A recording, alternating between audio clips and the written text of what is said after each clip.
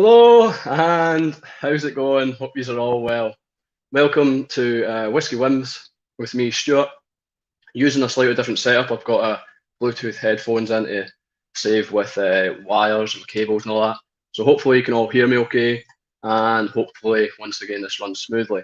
Not done it for a while, bit nervous again. Always get nervous before these things for some reason. It just seems a lot different talking in front of a live audience rather than a pre-recorded video. So, yeah, I hope everyone had a good New Year. I hope everyone had a good Christmas festive break. Hopefully, they were able to do things, and the pandemic, the unprecedented, year didn't prevent anyone from enjoying it. So tonight, see, I'm already nervous as hell. We've got Stevie. We're going to discuss some whiskies we got over Christmas. We're going to discuss what we were drinking over Christmas. I was round at Stevie's on Christmas Day. Luckily, we got round. He made us a brilliant dinner, so we'll probably talk about that. We'll see what use people have had for Christmas, what you've been drinking over Christmas, and hopefully it will just be chill and a good round discussion because I just want it to be chill. So I'll see who's in the chat already, who's been waiting. We've got Matt, Multi-Haggis Muncher. How's it going, Matt? We have Barton. We've got Willie. Got Mark, I believe, Whiskey Resource. We've got Cresimir in. Jim saying, evening, ladies. Yeah, I do feel a bit like a nervous wreck tonight, so I'll take that compliment anytime. And we also have Mark from my old platform where I used to work. So he's saying howdy from the 29Q, which is where I used to work. Hopefully my microphone and everything sounds good to you guys. We also have Markin, a Whiskey Bond, and Steve, Whiskey Brer. So yeah, I'll bring in Stevie to take some pressure off me as usual, and hopefully he's got a little bit to say as well. So here he comes. Ta-da! He's already got a whiskey in his hand. Hello. Well, hello. You were taking that long. I thought I just can't wait anymore. So I cracked the first one and decided just to crack on. Yeah, welcome everybody. I hope Santa was good in delivering a few drams to a few people. Judging by the Instagram posts, I think a few people did quite well, just like us. So, here we go.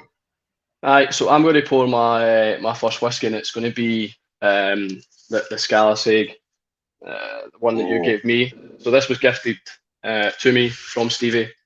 So I'm going to have some of that as I've already had some out of it.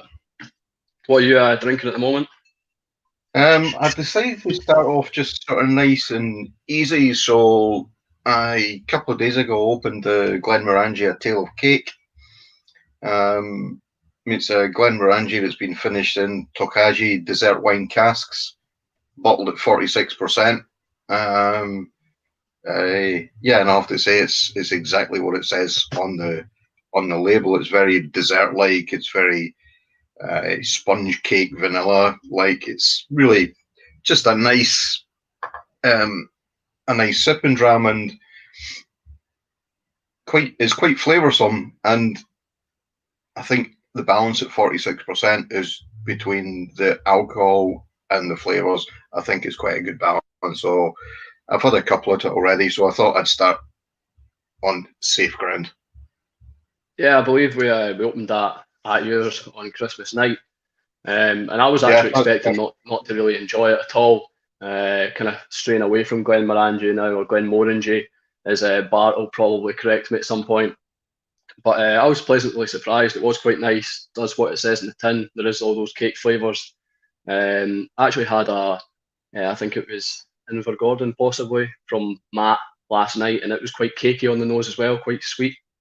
But yeah, Whiskey Resources said the Scalasig is a decent dram, and I think so. I think for the price, the percentage, and all that, it is quite a good dram. It'd be good to know if it's got colouring or not, like I've said, but I think it doesn't have colouring.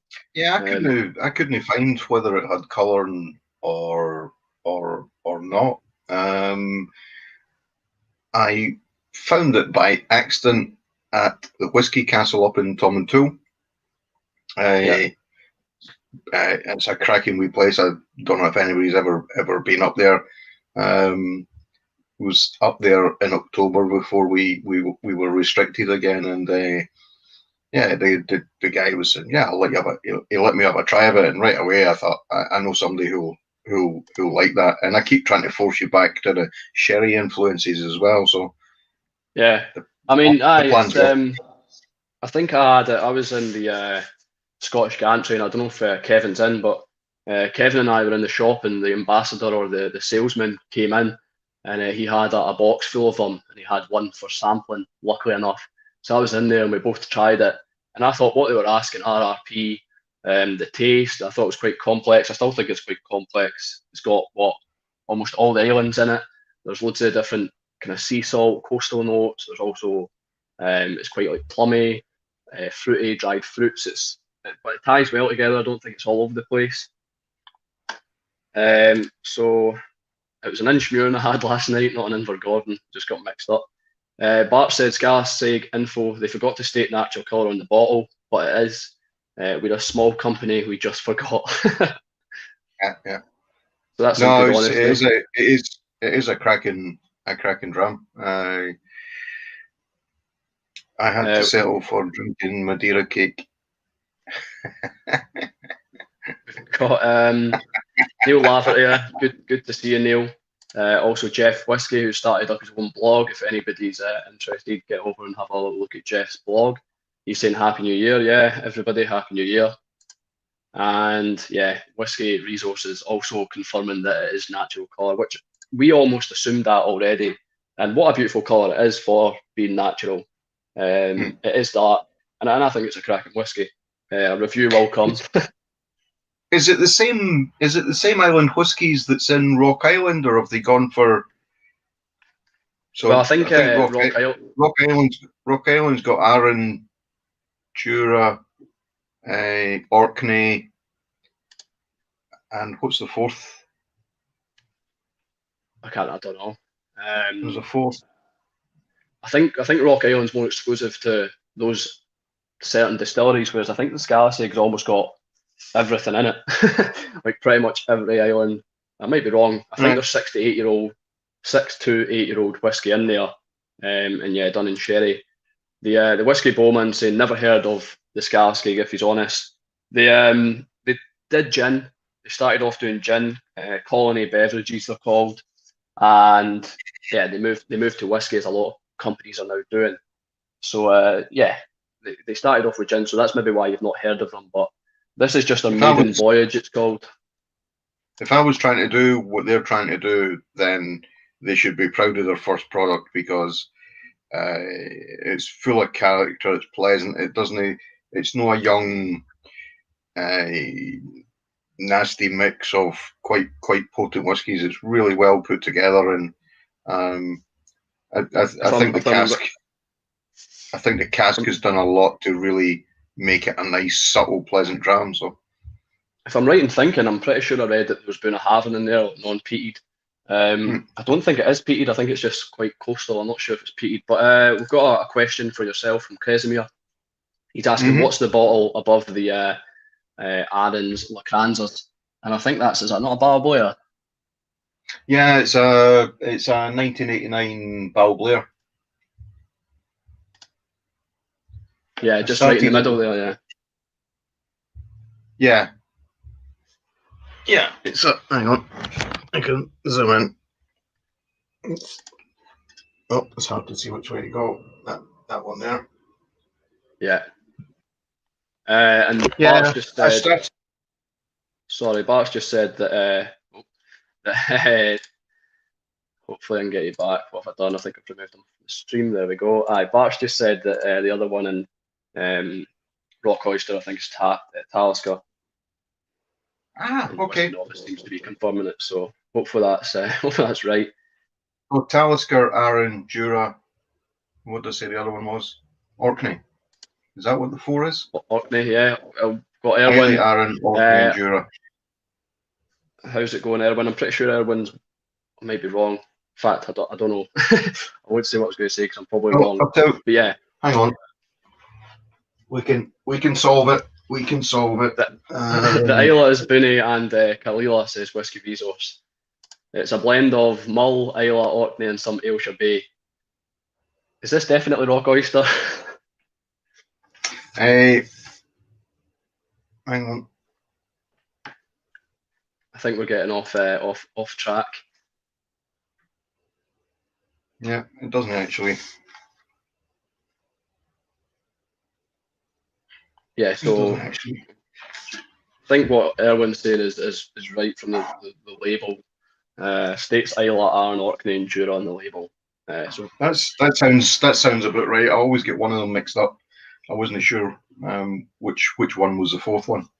Anyway, I was going to ask what everybody's drinking. Hopefully everybody's got a dram in their hand. Hopefully it's something from Christmas, something newly opened. So just let us know in the chat what you're drinking, and we'll get it up and we'll maybe discuss it, see if we've ever had it or anything like that, or thoughts on it. Can you tell Stuart if my dad and Ian Across the Road film's on? There's no comment there or anything like that came through from them. So if they are watching, right, they might just be watching and might not comment. But okay. if it comes in, it comes in. So what I was going to ask you to put you on the spot straight away was, what's your whiskey of 2020? Your whiskey of the year?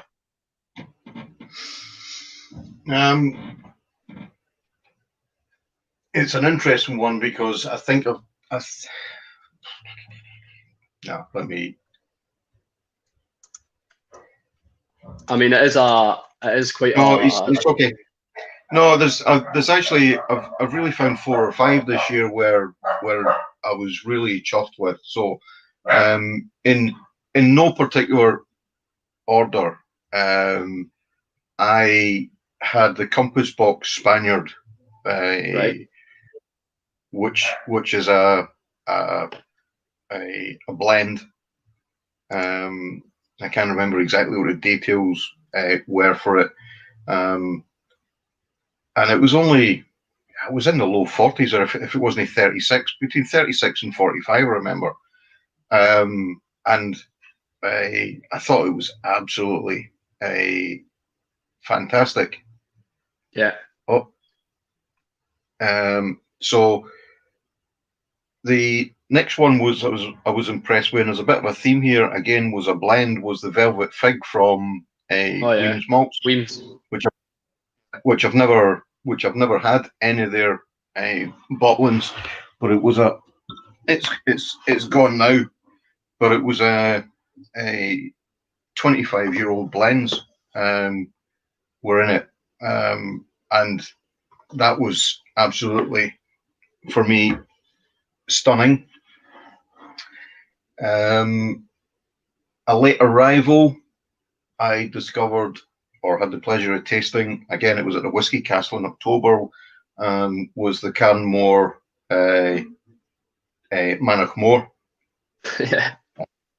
That was quite late to the table. I'd seen it coming out, and they gave me a taste of it. In fact, I got one for my dad for his Christmas when I was up there, and I was lucky enough to get a couple of bottles myself at Christmas.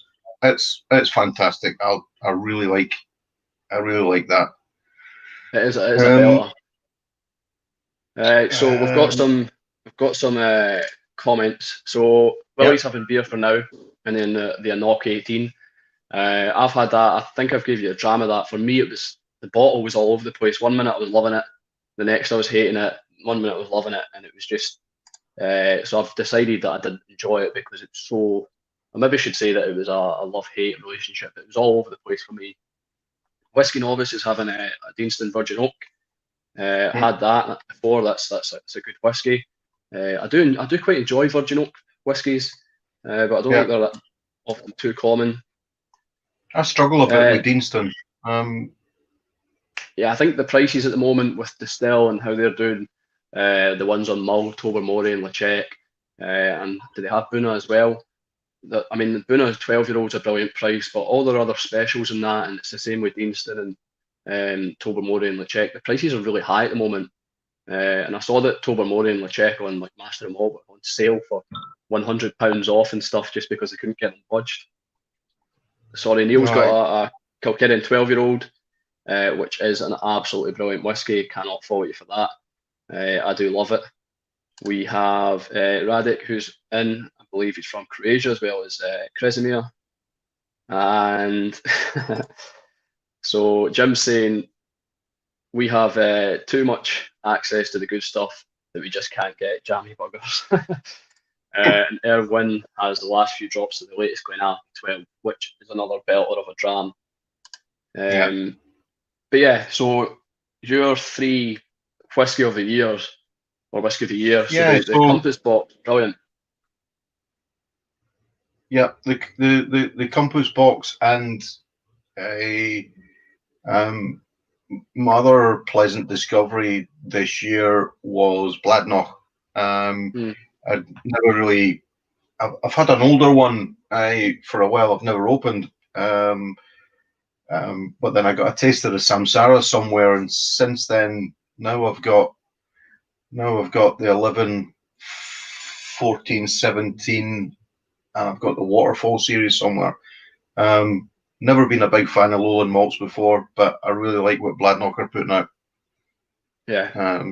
So that was my other good find of the year. If I'm right in thinking, I think like the Compass Box Spaniard, they have all the blend, all the different whiskies in it, the percentage of the whiskies Yeah. on it. You can access that, which is good from Compass Box, quite transparent. The Manic Moor I completely agree with, and the Velvet Fig, yeah, you know as much as me, like I love that as well. I've not opened Well, mine no, yet. you didn't love it. You didn't love it enough to open your own bottle.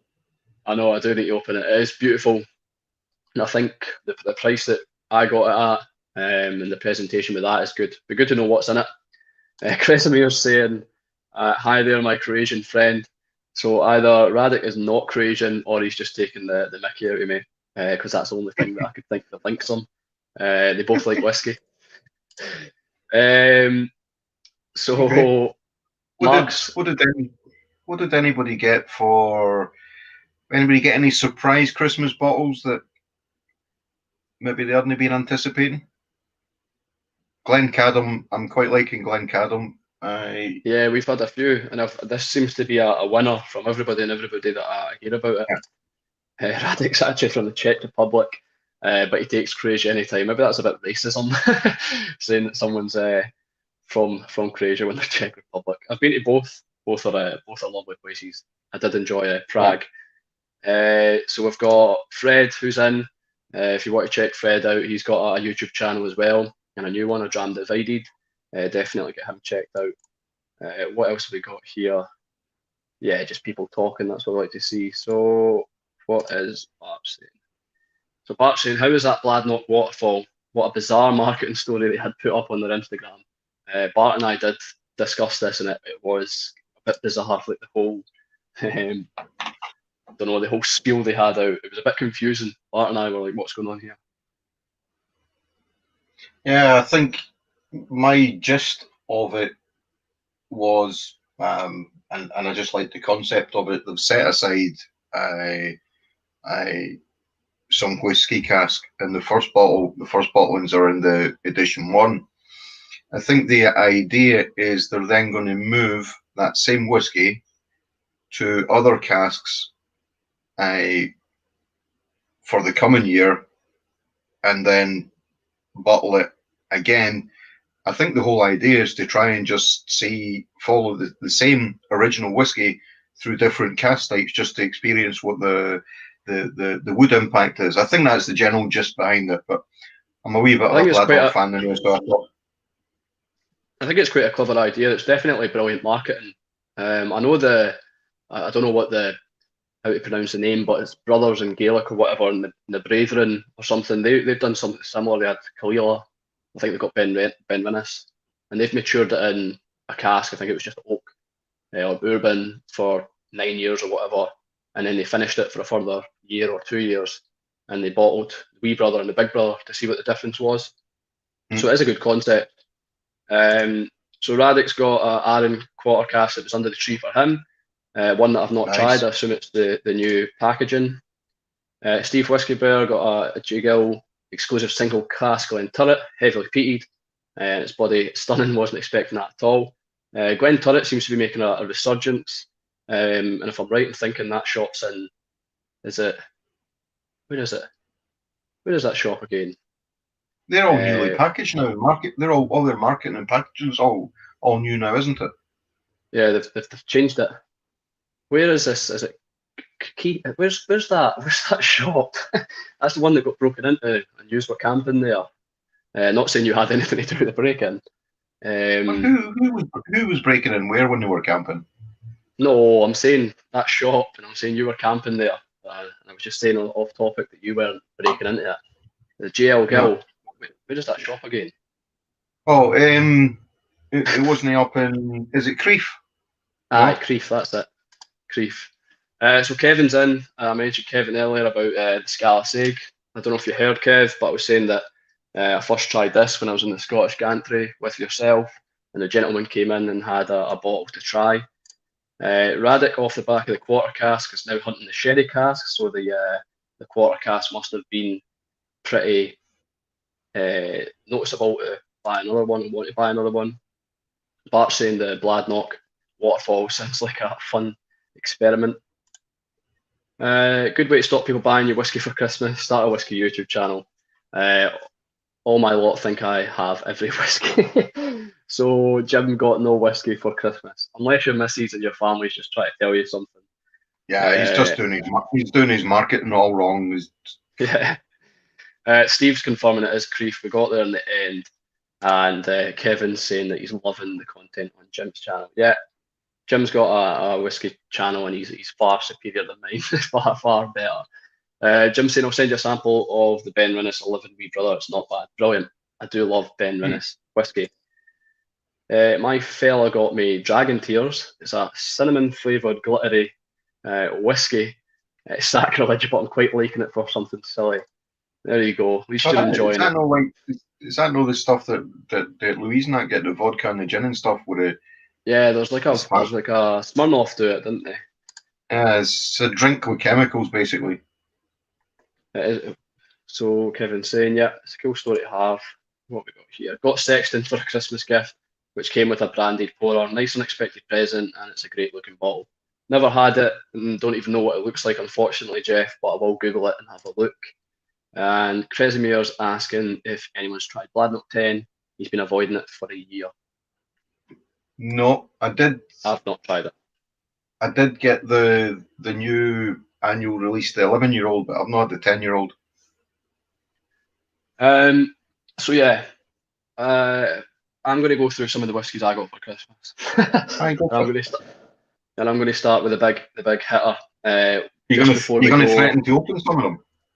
Yeah, I think I am going to open one. But just before we go, we got Neil saying the wife bought me Green Spot, Chateau Leeville Barton Finish. It's a great dram. So that's an Irish whiskey, and it is something that I've been wanting to try more because I've had Yellow Spot, I think, and it was quite enjoyable. So the first whiskey I want to show, and I'm very proud of my girlfriend for getting this, and I hope it'll be amazing. It's a Blair Athol, 21-year-old, from Douglas Lang, the extra old particular series, 53.3%, non-chill filtered, and no added colouring. Just what I like. And it's in a nice wooden, fancy box. How does the colour look? You like a bit of wood, don't you? I don't mind it. The only thing about these fancy boxes which annoys me, it was the same when I had that bloody Lefroy, because I can never ever get them out. It's like a bloody Chinese puzzle box. I feel like I'm going to break some. So that's the colour of that 21-year-old Blair Athol. See, that just slides out. But yeah, that's what I got. Nice one. I'll tell you an interesting one I got, and you've already tasted it, Stuart, because we opened it at New Year, I think. Is I've been wanting to try an independent bottling of Dalmore for a while. Yeah. So I think I'm not sure if it was just Brandon that got me, or it was Brandon and Louise. They got me a rare find from the Glenmore Spirits Company, a Dalmore It's cask strength, 11-year-old.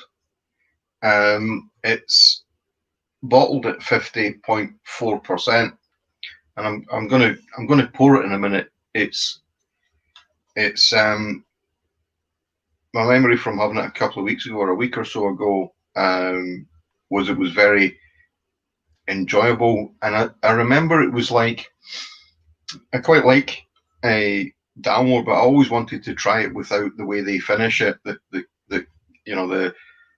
filtration and adding the color. And this in the glass is actually quite a strange sort of I don't even know how I would describe the color. It's a sort of grey brown in the glass, with loads of it was quite an on you go. It's loads of flavors that you would recognize from a Dalmore, fruitcake, Jamaican cake, sticky toffee, chocolate, coffee, all of these sort of things, but without the syrupy without the sugary syrupy, the mouth coating. Yeah, I think that maybe comes from the colouring. A lot of people say you can't taste colouring, but I think sometimes you can. Like, I remember having a Beaumont that I really enjoyed, and it was like a lot of caramel in it. I 100% hands down believe it was the colouring. But yeah, the colour of that it's hard to see, but it's almost like dirty water. Yeah, it's a grey brown. That's maybe why Dalmore add colour to it. So Kevin's saying he picked up a Dalmore cask strength from Whisky Broker, and it's something he's never experienced before, but in a good way. And that's what's good about that Dalmore. It's stripped back. It's Dalmore. It's basics basically. We've got Mano in. Good to see you, mate.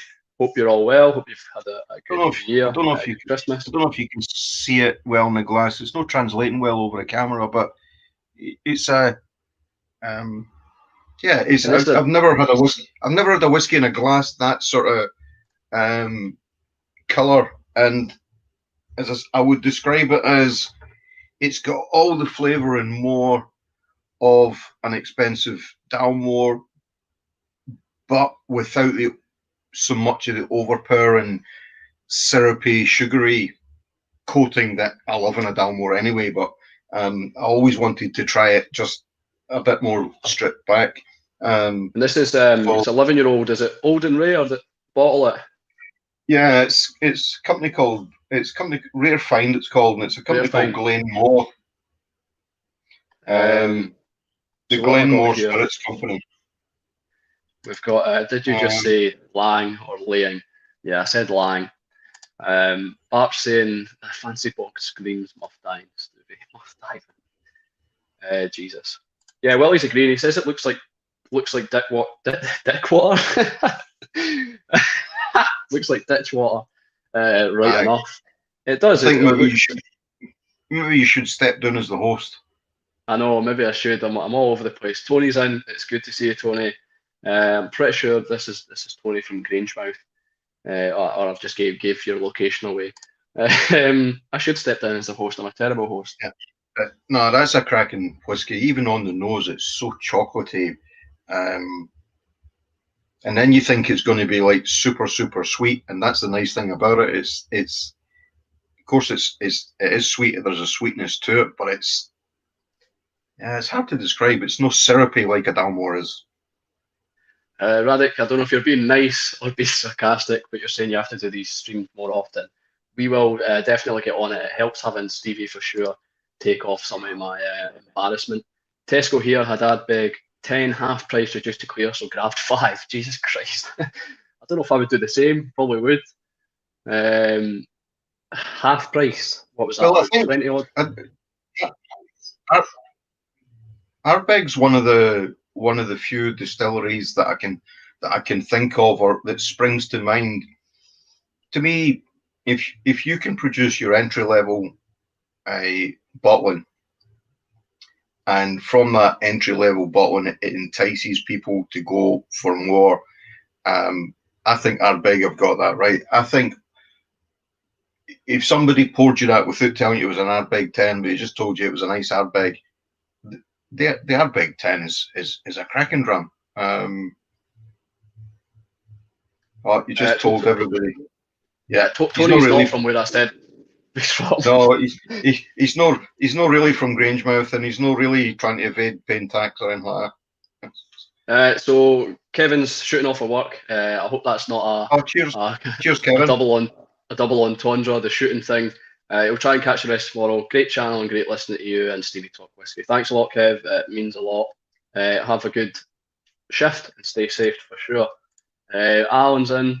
Evening, whiskey folk, and evening to you, Alan. So I'm going to go through 2 more whiskies that I got at Christmas, because we did get a few, and we did mention beforehand that we didn't want to show them all and be little spoiled brats or anything like that. So I was going to show the Tom and Tool, but I'll show it quickly. You got me that Tom and Tool from the Whiskey Castle, and I've already took pictures of it and put it in water, which you weren't happy about. What age is it? It is for 23-year-old, if I'm right in counting. My maths is terrible. But the next 2 I wanted to show were whiskies that I'm going to open, hopefully tonight. If anybody, by the way, is ever up that, if anybody is ever up that neck of the woods in Tom and Tool, it's the highest village in the Highlands. The Whiskey Castle, part of it is the whiskey shop, and I think the other part is, I think, a restaurant or a cafe or something. But the people in there are fantastic. The selection they've got is fantastic, and they're not filled with tourist prices either. I think I wish they'd do something better with their website, because I think they've got everything that they need. They just need a good way to present it on the web. Aye, I need to get myself up there. Tom and Tool's just is a far bit away. But yeah, the next 2 whiskies is the 3 Ships, 12-year-old. So your son got me this, and wasn't expecting it. South African. I think we've had the core range that you get from Tesco or the supermarket, wherever you want, and it was quite good. We had it blind. I think we managed to figure out it wasn't a Scotch, but it was nice enough. I think it was my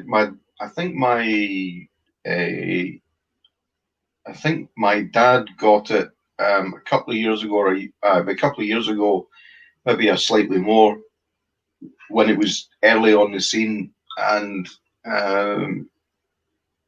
it was my Uncle Johnny that gave him it, and he passed away last year. He gave him it, and we were like pleasantly surprised by it. So when we saw the 12-year-old coming out, I think that's the oldest they've had out so far. I think that's the oldest they've got. Yeah, I think it'll be interesting. It will be interesting to see how it's matured with age.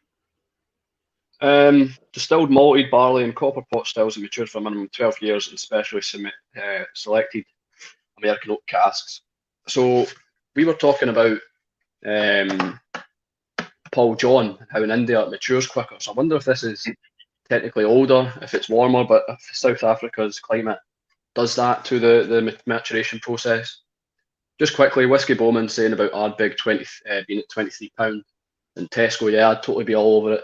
At our Tesco, if you've got a club card, it takes price down even further, and it does do it with some of the whiskies. I think it was Tullabarden Tullabarden 500 was £40, and it was down to like 28 with the club card. So I'm just trying to see what else we've got here. You can tell a man's relaxed when he's kicking back in an easy chair and his socks and a dram in hand. Yeah, as you can see, the stark contrast between him and me, all up and tense. Yeah, he's definitely relaxed, and I am not.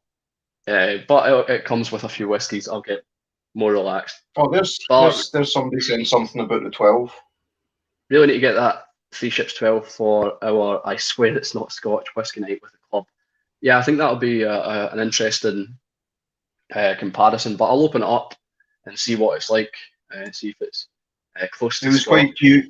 You mentioned Paul John there. I was lucky enough to be asked by some of my Dutch colleagues who were in lockdown before Christmas as well, and normally they have a Christmas night out. And actually, they asked me if I would do like a whiskey tasting. So I packaged up a whole bunch of samples and sent it across to them, and we had a whiskey tasting. And I put a mystery malt in it, and it was the Paul John Oloroso cask. Yeah.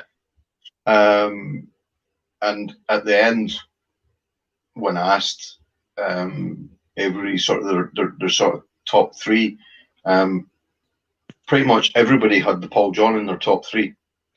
Yeah. It's the only non-Scotch whiskey I've got, and I always swore I wouldn't buy a non-Scotch whiskey. So it's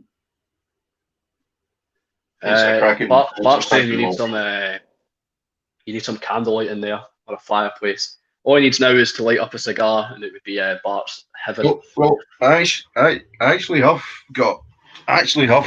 Normally, it's not good for the camera, but I've got my cask here that's got lights in it, and there's lights along the top. But if I put the big light out, the picture for you guys will be crap. So yes, I do have some mood lighting, and Santa also gave me a ridiculously huge candle.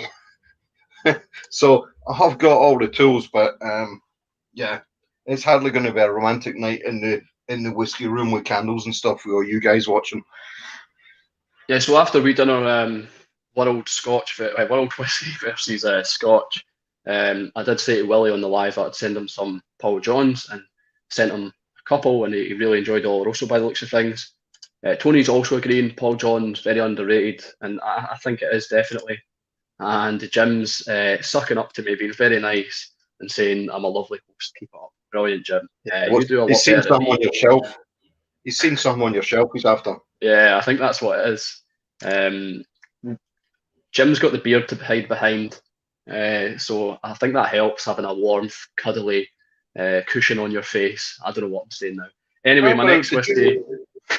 Did you say, Stuart, before you go to that, did you say one of the whiskey brothers was on?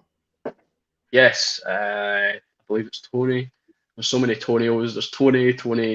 I'm pretty sure it's Tony. If he's listening, I don't think I saw on Instagram what his Christmas bottling was. Normally they're out and about photographing stuff. And yeah, if I can't go too far back, but hopefully he'll comment. Okay. Mark Slinger's here. How's it going, Mark? Hope you had a good Christmas period, and hopefully 2021's good for you. Anyway, my next whiskey is the pot still Blair Athol 11-year-old, which is, am I going to be able to pronounce this? Finished in Rioja octave. Rioja. I'm guessing it's some sort. Maybe it's Rioja. You can tell I'm not very. No, it's not. Rioja. I don't know if you can. How well the camera will see it there. Rioja octave. So the octave's obviously the size of it, but I don't know what Rioja is, if it's wine or I'm sure someone. By the way, Dad, I know you're watching. This Dalmore needs to make its way to you. I think you'll be really impressed by it. So when we're free and we can see you, I'll get some. I've not had them yet. I've not had any of your samples yet. Unfortunately, I've got quite a lot. Well, it's not unfortunately, it's a good thing. Good community and all that.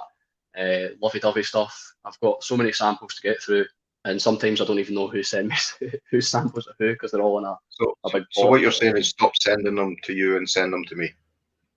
Yes. That's what I heard. In 10 minutes, there's more banter and self-depreciation here than in 2 years of some other Thursday night live stream. Jesus. I won't make comment, but try to be diplomatic. John Drinks says it is Rioja. Rioja.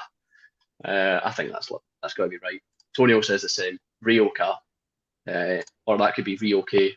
One of my favourite whiskies of 2020 was Diageo Special Release 23-year-old from a few years back. Very nice. Yeah, but what's your 23-year-old what? Yes. Oh, there we go. Blair Athol 23, that is. Yeah, I'm a big sucker for Blair Athol malt and Blair Athol distillate. Spanish sweet red wine, which is Rioja, and Rioja, it's a wine. I kind of knew it was some sort of something. I like all the different spellings of Rioja. It's cracking. Rioja, say Rioja, it's a wine variety. Rioja, right, brilliant. So I'm going to open my three ships. If you want to say what you've got for Christmas, Stevie, show us a few. You can show us a few. And you got more than me, like usual. Always favoritism.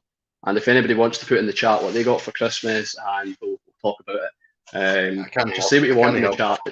I can't help that I'm more likable, Stuart. You know, it's just down to your personality, wit, and just being. Oh, nice. It's a nice looking bottle. It's very well. I'm looking forward to trying that myself. I was just trying to think. Oh, it's marketed by Distill. One bottle I'm going to open tonight. I got as a thank you from the Dutch colleagues. There's a couple of Dutch whiskies. One I was aware of that I have tried before. Wait, 2 seconds. 2 seconds. 2 seconds. 2 seconds. Can you hear this? So you're always looking for attention. On you go. No, most people are probably, if they're aware of Dutch whiskey, they'll know of Millstone. So I tried that a number of years ago, really when they only had like 4 or 5 year old spirit. So they sent me over a bottle of that, but they also sent me over this Eastmore, a Dutch single malt whiskey, European oak and Oloroso peated cask finish.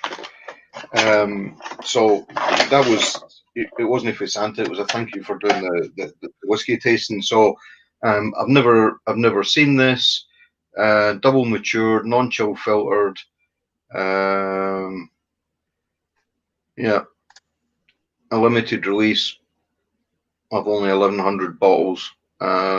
So I'm taking my time with this Dalmore because I'm loving it. So that wasn't for Christmas, but it was cracking. Sorry to interrupt. Steve Whiskey Brewer. Right. So it's Steve, not Tony. Everybody's called Tony. Did you try the Whiskey Broker Blair Athol? I've not tried it yet. It's still sitting closed because I've got so many Blair Athols to try. Whiskey Resource got a Sage coffee machine. Brilliant. Great news. Well done. Happy for you. If you're working from home, that's what you need, because you can't drink whiskey all day. John Drink says, could be Boston. I've heard someone pronounce Lefroy. It was very romantic. It was very French. It was not going to get them a damn drink. Yeah, it does. To be fair, I think that sounds better. Yeah. Lefroy. Didn't get anything for Christmas, but being in a whiskey club of one means I always get my own way. So that's SNWS. Willie's part of. Coffee machines rock. That was a sound effect. It was out of sync. It wasn't a sound effect. That was a real pop. I don't have any. If only we were good enough to do sound effects. I know. I think everything's just out of sync. You seriously have Eastmoor over there. Eastmoor? I don't know what parts. Oh wait, it's rare here in the Netherlands. Right. So is that the whiskey? Well, they sent me this from the Netherlands. Yeah. So I don't know how he's got that bar. Mark's saying a bit earlier than Christmas, he got the batch 2 Nuclean, which I wasn't a fan of the batch 1. I've still got it, still got to go through more of it. It doesn't have much character in it for me. It's just quite an average whiskey. I love the sentiment behind it. I love the intuitiveness and all that with the organic. It's quite female orientated. Running that is good, but I'll maybe try it with malt water, see if I like it a bit better. But it is a nice, beautiful bottle. Just not sure the whiskey lives up to the. Sounded like a wee bit of sexism creeping in there. Hi all from Welsh Toro. I got Dalmore 15. Can't go wrong. A Glenfarclas 25, very sherry orientated here for Christmas. Never had either and wouldn't have bought them, so I appreciate them. Enjoying both to my surprise. Well, that's all you can ask for. Yeah, the Dalmore 15 is nice. The Glenfarclas 25.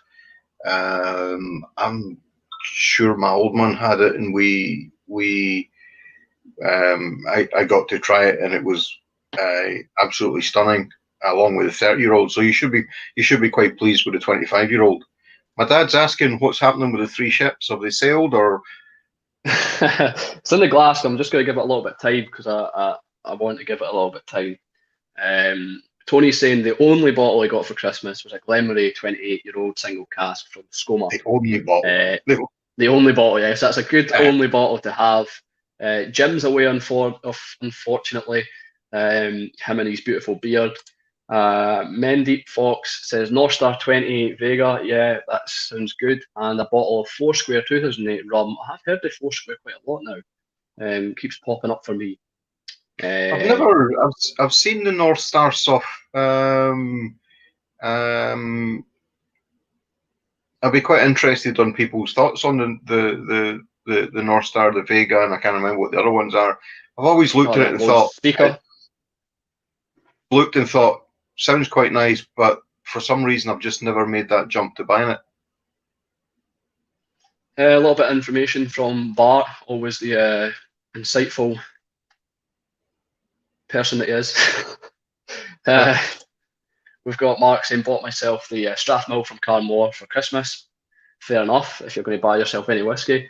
And he got help from... have you opened it yet, Mark? Stevie's wanting to know. And we'll plug Matt's Multi-Hags Muncher shop. We've got the Canared Head Whiskies. So they're starting up their own shop. It's all online at the moment. Definitely have a look over there. And knowledgeable guys. Is that the place over on the west coast there? No, they've not got a physical shop yet. Okay. They're going to be based in Fraserburgh. Punk has made it to the party. Welcome, Punk. I hope you had a great New Year and hope you've got some good, delicious whiskey in your hand. Yeah, Willie Steaks had some. I don't know about anybody else, Stuart, but I'm kind of falling asleep wondering what like the three ships are. I'm just giving it time. On the nose, there's not. It's very subtle, delicate on the nose. There's not a lot going on, unfortunately. I don't know if it's possibly just because it's neck pour. But it's very subtle. Maybe banana. You've got to take time with these things. And yeah. There's like a woody. It's hard to pick out what's on this nose. It is very, maybe pear, banana. Is it smooth? I don't think there's. Is it smooth? I've not tasted it yet.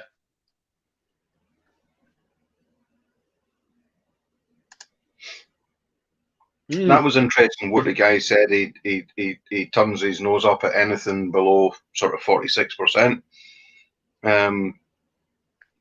And normally I turn my nose up at anything above 50. But what I've come to appreciate is that it's not about the alcohol content on its own. Because I refused a whiskey from you at New Year because it's 57%. I wouldn't really like it. And when I read a bit and spoke to a few people, what I found out is that depending on the depth of the flavour and the complexity of the flavour of the spirit, will depend on has an impact on what percentage ABV they'll bottle it at. And a good example of that was the Glenfiddich Winter Storm, where the ABV is really quite low down. I can't remember, it's 40 or 43. But he said to me, because of the subtlety of the flavors coming from the cask with the spirit, if they had bottled at any higher ABV, it would have been not so good. On the other hand, that one you had last week, and I can't remember what it was 57%. But yeah, it was the Gwen Farquhar. Yeah, it was the Gwen Farquhar I gave you blind. It was 59%, and then there was wasn't the, it? It was the one. It was the one you brought. The Tullabarden from Whisky Broker. It was the Whisky Broker one. Yeah, the Tullabarden. That had so much flavour in it that the high level of alcohol content against it, the two were still in harmony without one killing the other. So it kind of changed my wee bit mind about cask strength. That I nearly passed that by just purely because, You're not anything fond above of 50, a I'm cask going to strength. avoid it. But Mark's if saying you, he's going to crack the Strathmill for us. He's going to crack that. oh, well, interested to know what it's like because I've got it sitting here as well. Bart's saying he was absolutely spoiled for Christmas by his wife. That's what we like to hear. Kilcoman, awesome dram, and the new Carnmore Royal Brackler. Let us know how that is, as well as the Carnmore Glenburgie. Let us know how all them are. I'm sure you will. There's another imposter in the chat. We've got my dad, I believe. Didn't realise he had a YouTube account, but he's saying, have you tried the Glencoin? So he got me the Glencoin. I didn't even know he could type either, so. No, he's somehow, I think he manages technology. He's got a computer at work. I don't know whether that helps. I thought he was a pen and abacus man. Okay. Yeah, I think he used to use the pen. My dad's sending me messages, says, tell Stuart, stop sticking the whiskey up your nose, it goes in your mouth.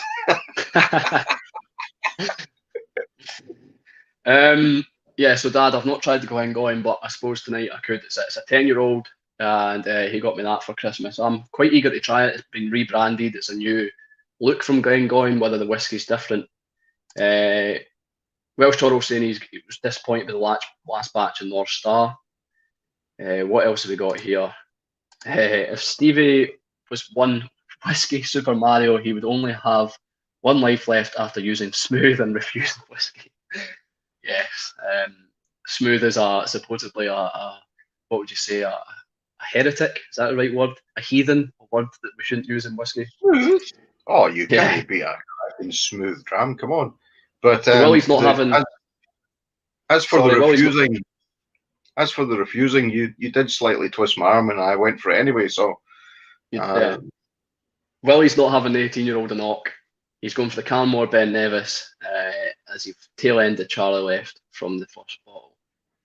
Brilliant. Definitely love it. My whiskey of the year.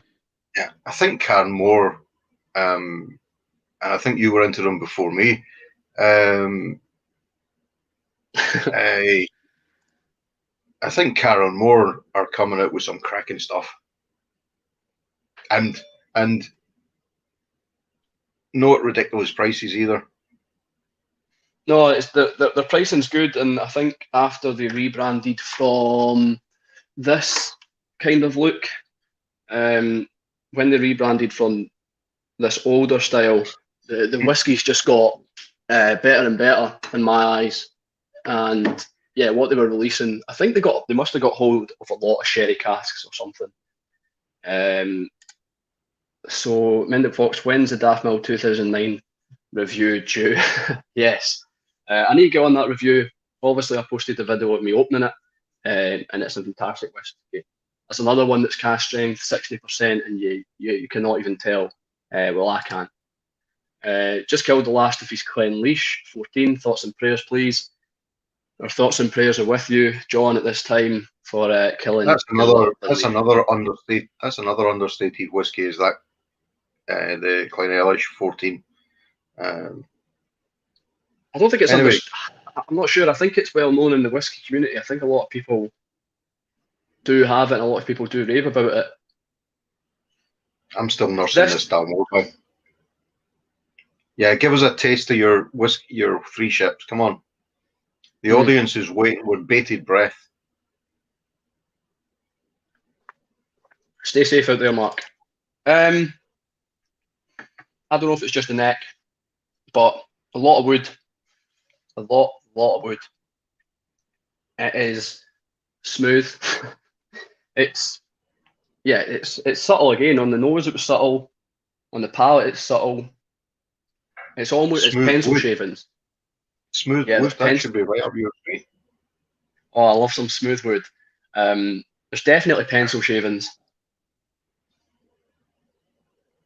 More banana comes through on the palate. It's kind of, is it tropical fruity? There's a little bit of pepper, a little kind of spiciness. It's actually quite reminiscent of a Highland whiskey now. Would I be able to tell it's Scottish? or not Scottish. I don't know. I definitely need more time with it, but for now it's quite withheld. It's quite reserved. It's not really screaming anything at me at the moment, and I'm quite excited to explore it, to be honest. Well, put the glass aside and come back to it in an hour, and let us see if I it think changes any. I think I will. I think I'll put some more in it. Can he beat an old What's a Mickey Mickey Mouse? Mouse? Can he beat an old Mickey Mouse? Is it no some sort of Cockney rhyming slang for something? Mickey Mouse house. Mickey Mouse. I don't know if he means moose as in computer mouse. Anyway, what else we got? I'm in two minds over the latest Carmore Glenburgie. 2019 Sherry Butt really spoiled me and hard act to follow. But yeah, Carmore are knocking it out of the park at the moment. Cannot disagree. And Mark, for Christmas, got an knock 24-year-old. I had a sample of that last night. And whether I'm just not a fan of the knock, I just thought it was okay. Hopefully you enjoy it a lot more than I do. You got the Arden Master of Distilling 2. I think that might be the James Bond looking one. And the Glenmurray Sauternes Limited Edition. Now that sounds very interesting. Whisky Resource, sad to see you go. Have a good one. So I'm going to set this 3 ships to the side. And what are you on? What are you drinking? I'm actually still nursing this Dalmore. Dalmore? I'm really chuffed with it because well, a lot of the independent bottles of Dalmore have been really quite light in colour and stuff like that. And I thought, well, I wonder what they're like, but this one's quite dark, but it's really all about chocolate and coffee and rich cake without being overly sickly sweet. It's absolutely fantastic. Yeah, I really enjoyed it. I thought it was. I've always wanted to, like you say, have a stripped back Dalmore as well, something that they haven't necessarily tampered with. Someone else has had ownership of the cask and they've been able to do with it what they want.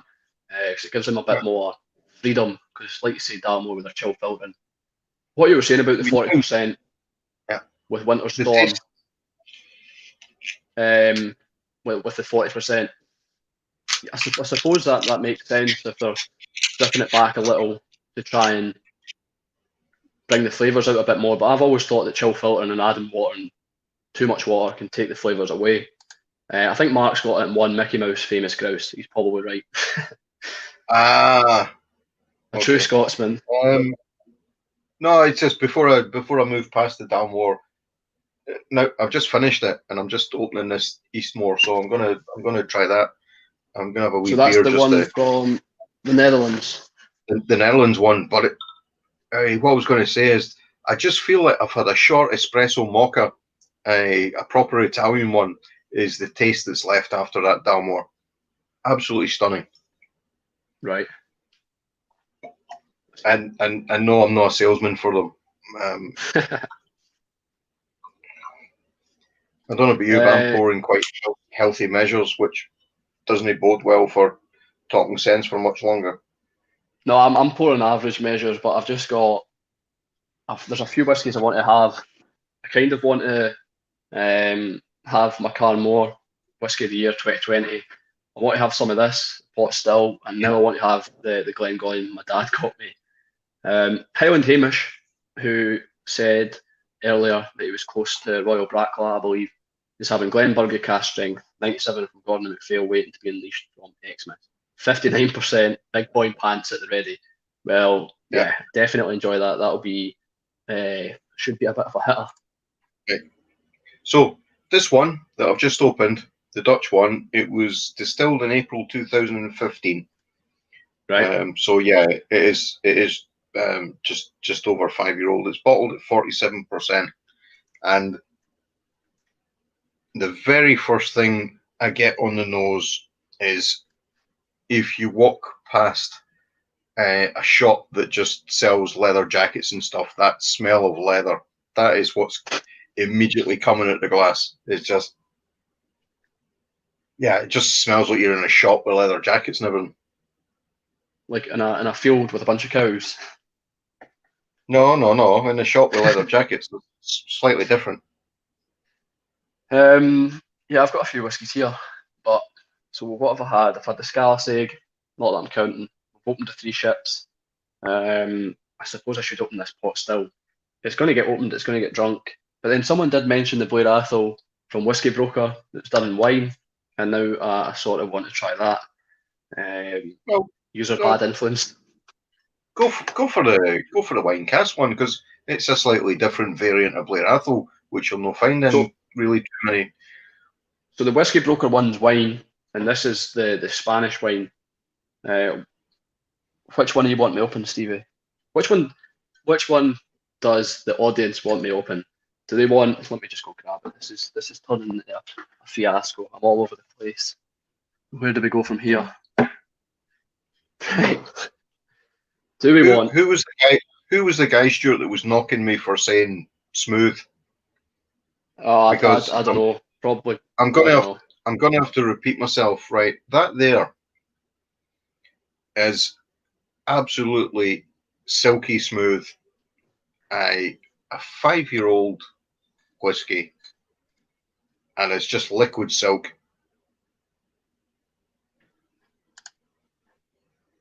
Right. So we need the votes in. Pot still 11-year-old. How did we say it was pronounced? Rioja or Blair Athol? Both Blair Athols or the Whiskey Broker 10-year-old, which is done in red wine barrique. One's 54.8 and one's 56.5. 56.5, 54.8. Well, So you guys can absolutely choose. the one that's absolutely bizarre is the wine one, because you want. I don't know anybody else has done it. They're both wine. I Ah, think okay. I think Mark's had Whiskey Bonds had the pot still one where he's got a bottle of it. So there's his Oh, hang on. The tasting jury's notes. in on the Strathmill.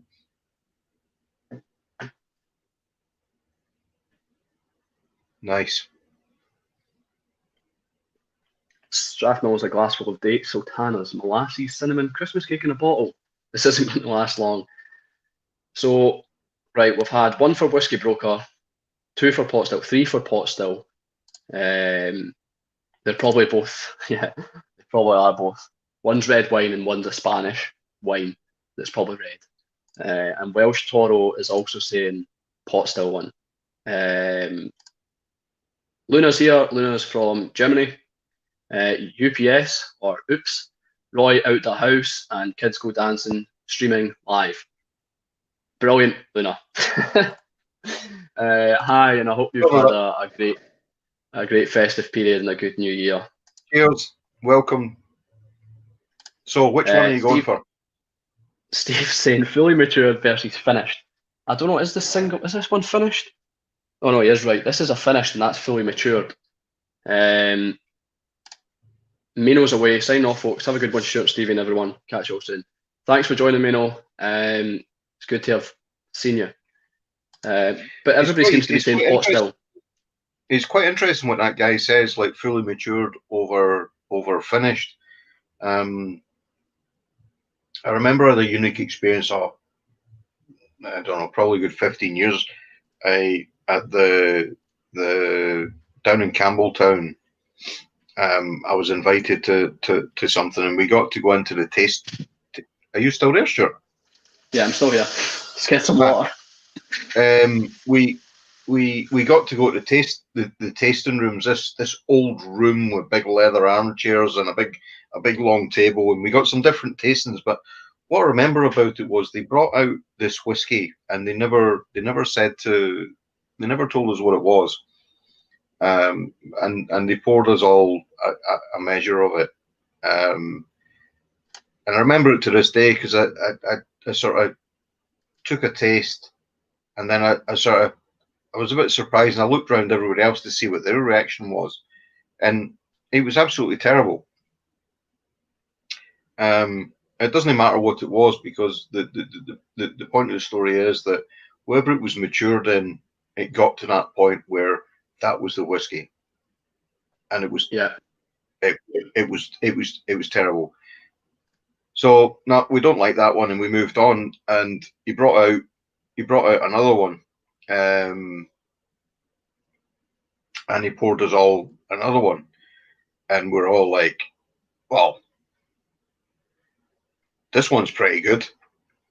Yeah. And it turned out it was the same whiskey, and what they had done is they had transferred it from the cask it was in, and I think if I remember rightly, they transferred it into port pipes for another 12 to 18 months. And the difference in the two was, I mean, one was just, I can always remember it. It was rank, right? It was that bad.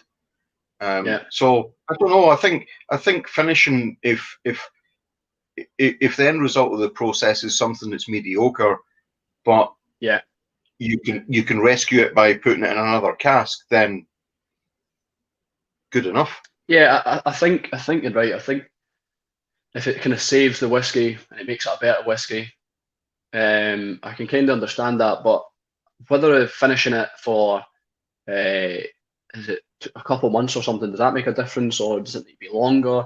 Should you be finishing it for a longer period? Yeah, because some of them just do it for 3 to 6 months, don't they? Yeah, does that make a difference? Is the cask that's been used to mature the whiskey in of good quality in the first place? Is that's why the whiskey's turned rank or whatever? I can see the obviously the both arguments for fully matured and also finishes. I mean, how many whiskies have you had that have been finished and they've been absolutely excellent? And how many have you had that have been matured fully, like a single cask, and they've been excellent? So there's obviously something working for both, whether it's like tired casks come into it. Anyway, it seems like everybody's saying the pot still won. So matured in bourbon hogshead and then finished in Rioja octave. So obviously that goes a long way as well. With it being a smaller cask, that's going to get more flavour in it, and the whiskey's going to get more interaction with the cask being a smaller. How are you cask. spelling that shit? How are you spelling that Rioja? Rioja. Is it Rioja or Rioja? I think what people were saying, it's more a K, like Rioja, or is it Ocha? Rioja? We've been over this, right? We're not going over this again. Let's see what people are saying. Martin, did you try the pot stills Blair Athol from last year? No, I've not tried it. Steve's saying, I'm not slagging finishes, I just want to see the Blair Athol open. They're both Blair Athols, to be fair. He says he's got two from the Brethren, which is the Kalila, and yeah, he's saying the finished one's a lot better. I've not had any of theirs. I've not had any of theirs yet. Yeah, that's they're quite good. Like I said, they do a wee brother and a big brother. The first one's fully matured and bourbon or whatever, and the second one's finished for a while. Tony's saying he tried the Glenburgie like that in Cadenheads, Campbelltown. Was in a bourbon barrel for first. Horrendous. Then they changed it to all cask and it was brilliant. So there you go. And Luna, who is, like I said, German, is once again, well, not once again, but it's teaching me how to actually say things in English. It's pronounced Rioja. Rioja. Yeah, because it's not the same as Rioja. It's not Rioja like the wine.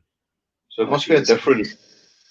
Easy for Scottish people or Germans. Yeah. Rioja. Rioja. Yes. See what I've started? Rioja. Love an instant post for that one, but didn't I send you a sample of Whiskey Wims? I can't mind. I think you might have sent me a sample. I can't remember. We've had too many samples. Right, we're going to open this. We're going to open this pot still. And whoever said earlier that there was sound effects, there's not. So let's see how well this goes. The only thing about that seal is it's not tin foil. It's more like a plastic. I think I didn't tell them. Right. So pop.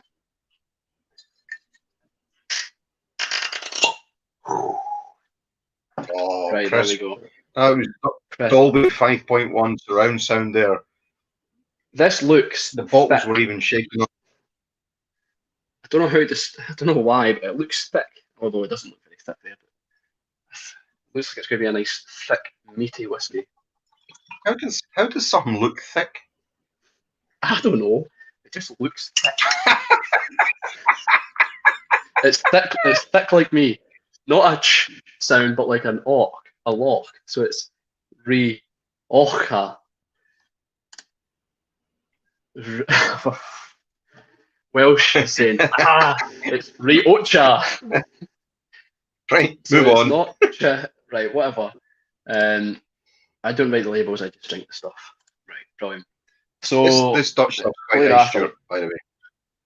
is it? Oh, I'll definitely get a sample. See, this smells sticky. This is what I mean by thick. It smells sticky. Right, Stevie, you say it right, supposedly, however you're saying it. Rioja. Rioja. Yeah, you're well travelled. You work over in the Netherlands and Italy and all those good places. You're very cultured.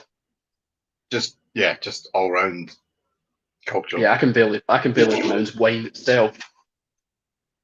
I'm just a wee guy for Bonnie-Brig, come on.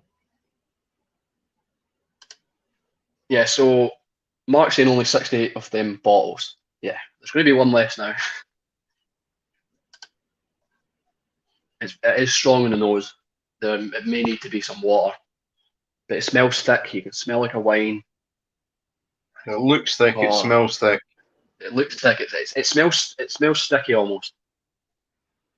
Yeah, Scotland. Jam first. This is nice already. I know I like this already. Is it biased for Blair Athol? Compared to the three ships, it's got a lot more going on. It's higher ABV. It's obviously non-chill filtered. I don't think the three ships is chill filtered or anything like that. Oh, bear in mind it's Scotch whiskey versus South African whiskey, so it's not really apples. So you're not really comparing apples and apples, are you? Pears. Yeah.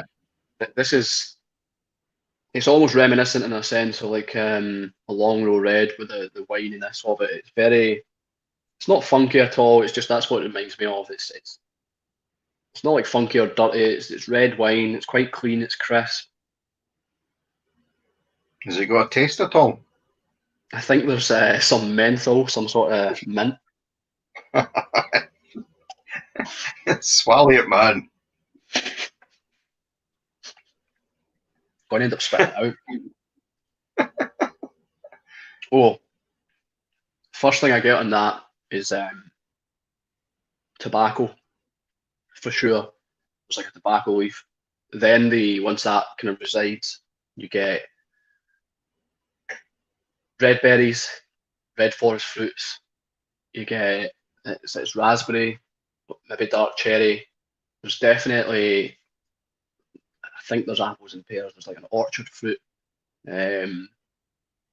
It's nutty. This is lovely. Thick and nutty. Thick and nutty. Is it peaty? By the way, No. just for Bart who sent a message. I agree when things are moving again. I did before all this crap happened. Have an apartment in Breda. I normally go to Tilburg, so if you're anywhere around those areas, for sure when we get going, yeah. I'm just gonna I know. I'm just gonna remove myself and let you have. I mean, everybody wants to meet up with you, so whatever. Are you away in the cream puff now? No, just enjoy my whiskey. You just do what you want. It's not like it's Whiskey Whims channel or anything. Yeah, all right. Everybody just wants to meet up with you. Cool. That's just because you're dull. That's all. It's not your fault. Okay. It's quite interesting that you've gone to the Blair Athol because it's a place since my kids were young that I've always loved and treasured and stuff like that. And the only Blair Athol I've had that I can say I really like is the Flora and Fauna bottle. Yeah, I do enjoy that. And sorry, there's cream soda. Wow, there's cream soda. There's vanilla coming through now. There's everything. It's almost like in fact, do you know what I've got? And it reminds me of it's raspberry ripple ice cream. That's what I got. That is beautiful. Would I like it? Sorry. Oh, I'm loving this. And that's only the first pour. Louise got me this for my birthday, and it's a birthday bottle. Christmas. It's a birthday bottle. What brilliant. Welsh Toro's just Want to said get something sacrilege. He said he likes the long row red, but it's massively overrated. Yeah, I don't know. I love the reds, and I'm a sucker for Springbank, so maybe I'm biased to that, and maybe I I help with just, I, the hype. I just really, you know me, I can't get to grips with the Campbelltown stuff at all. I really want to, I would like to, but I really just can't. I just can't get to it. The closest I came was that. Was it heavily sherried 8-year-old Kilkerran or something, Stuart? Yeah, the Kilkerran, was it Oloroso, cast strength, Yeah, 8-year-old, yeah. something like that. But I just the Campbelltown stuff. I mean, I've got a couple.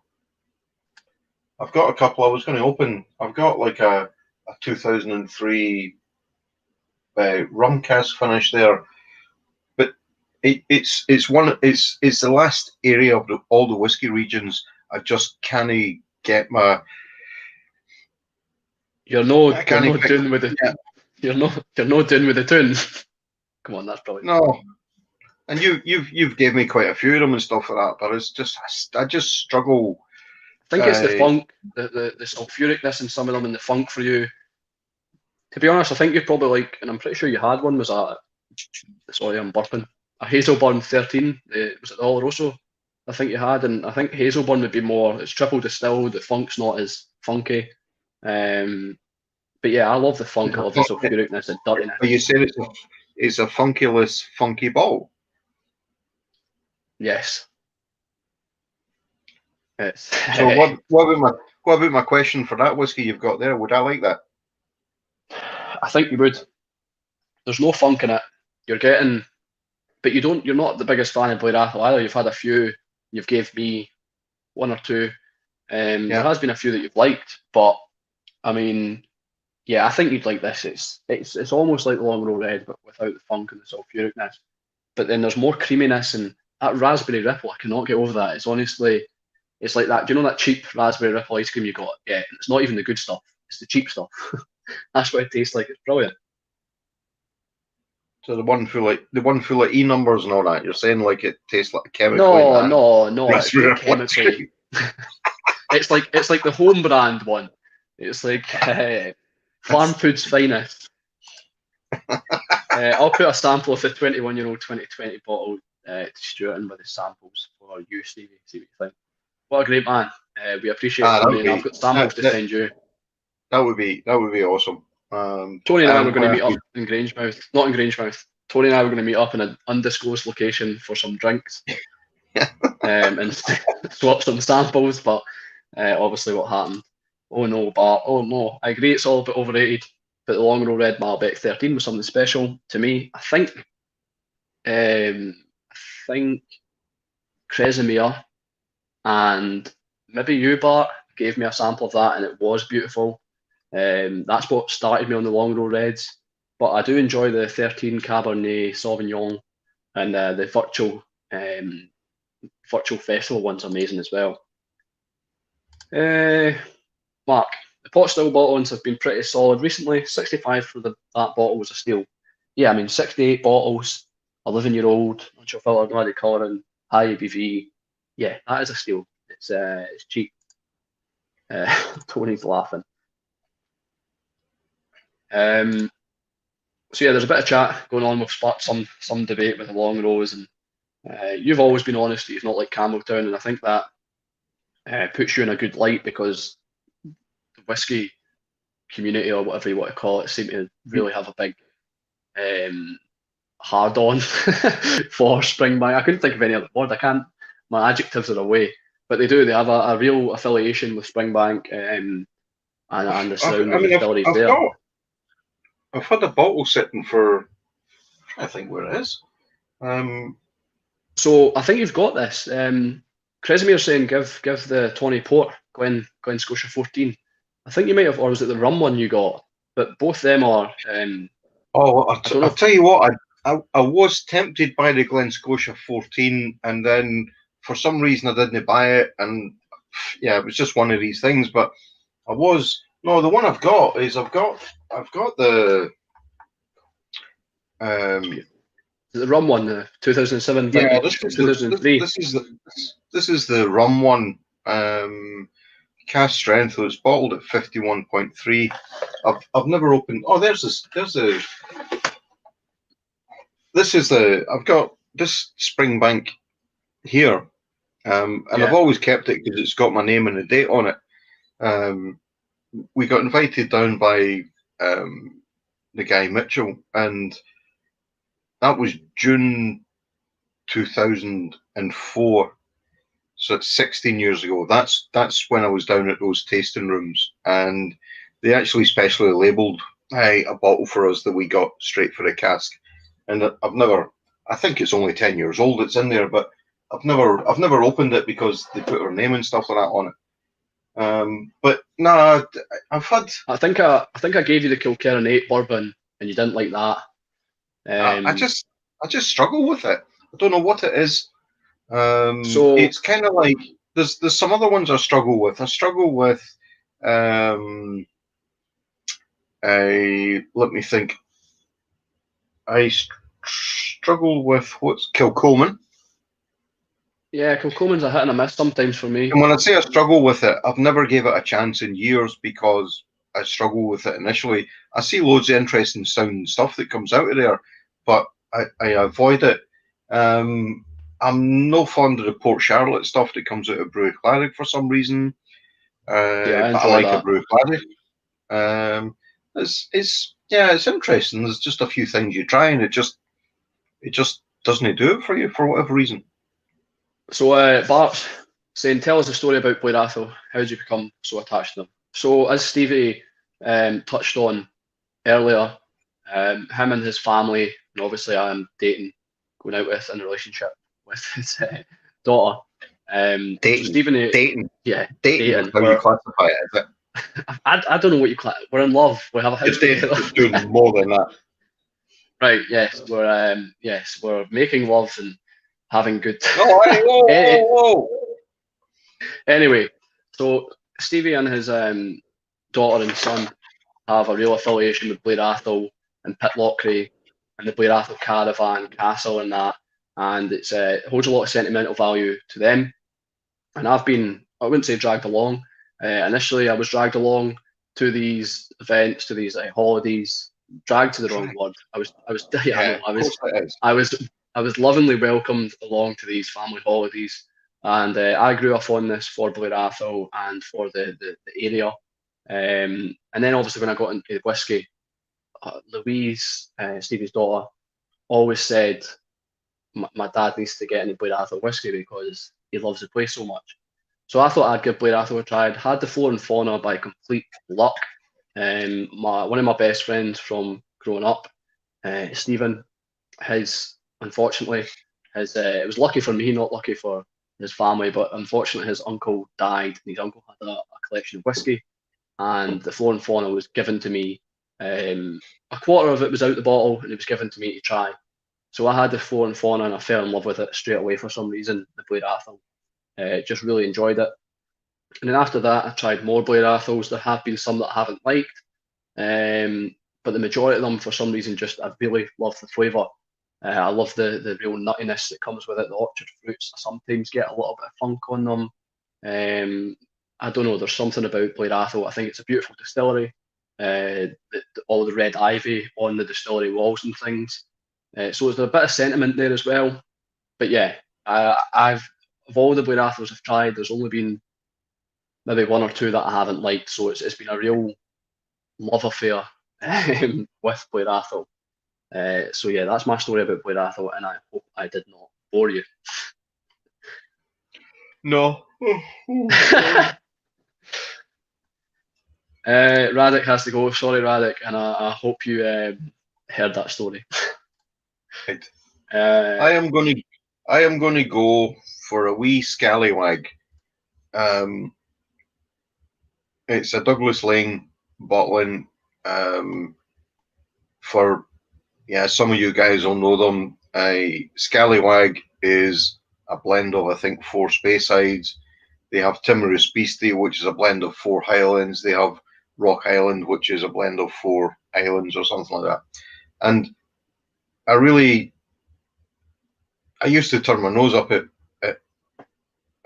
at blends, but blend, but a blended Scotch whiskey is a different thing altogether. I nearly couldn't say that. And this is called the Scallywag, the chocolate edition. It's actually 2009. It's 11 years old. There was only 500 bottles of it.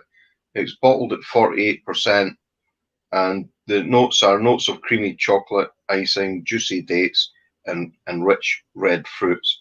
And I really quite like, and I think I've got a lot of appreciation for what these guys do. The same with the Velvet Fig I said to you earlier on. I think it's one thing taking the end product and bottling it from a cask, and it's really nice. But to take something from 3 or 4 different places and actually get them together in the right harmony and the right, I think that's it's definitely a huge skill. Yeah, it's a skill to marry these two together, or several casks, whiskies together to make them cohesive instead of unbalanced. I'm just going to go through some comments. Steve's saying, what's your thoughts on the bourbon compared to the sherry? Steve, I prefer the bourbon at the moment, or bourbon. I've strayed away from sherry for a little bit. I always go back to it, and when I do go back to it, I'm surprised and I like it again. It's the same with peat. Sometimes you want a peat, sometimes you don't. And yeah, the sherry is the same. I think it probably is overrated. I missed out on a bottle, but I've had a couple of samples. It's nice enough, but I prefer the bourbon. I think you get more of the Kilkerran distillate through, and it doesn't. I think the sherry kind of drowns it out a little, and maybe that's why Stevie preferred it more, because you got more of the sherry characteristics rather than the Kilkerran distillate, making it a little bit easier for people who aren't too fond of the region or the whiskey in general. So yeah. Luna, dating. This is how young he is. Yes. I'm 25. We're not dating. Dating's a complete wrong word, and I hope Louise isn't watching this. He's bloody cohabitating, for goodness sake. Yeah. That was a silly thing to say. So Andrew's here. Good day. He's all the way from Australia. I was going to say Netherlands. Not wow. Netherlands. I was going to say, what's the other one? New Zealand. They're both the same place. Anyway, this is really interesting, Stuart. This Scallywag. Yeah. Chocolate, coffee, gingerbread. Treacly. Just all in the nose. Yeah. What's that noise? All right, is that Shannon? She's whispering in the door. What Scallywag is it? It sounded like someone trying to speak a Parcel tongue. From, no, because she got me. I've got 2 Scallywag. Yeah, she bought me that Scallywag, and I think you guys gave me the Scallywag from the Green Welly stock edition. So Cresmere's saying, as a Springbank fan, do you have any local barley, any news in the local barley releases this year? I'm not one of.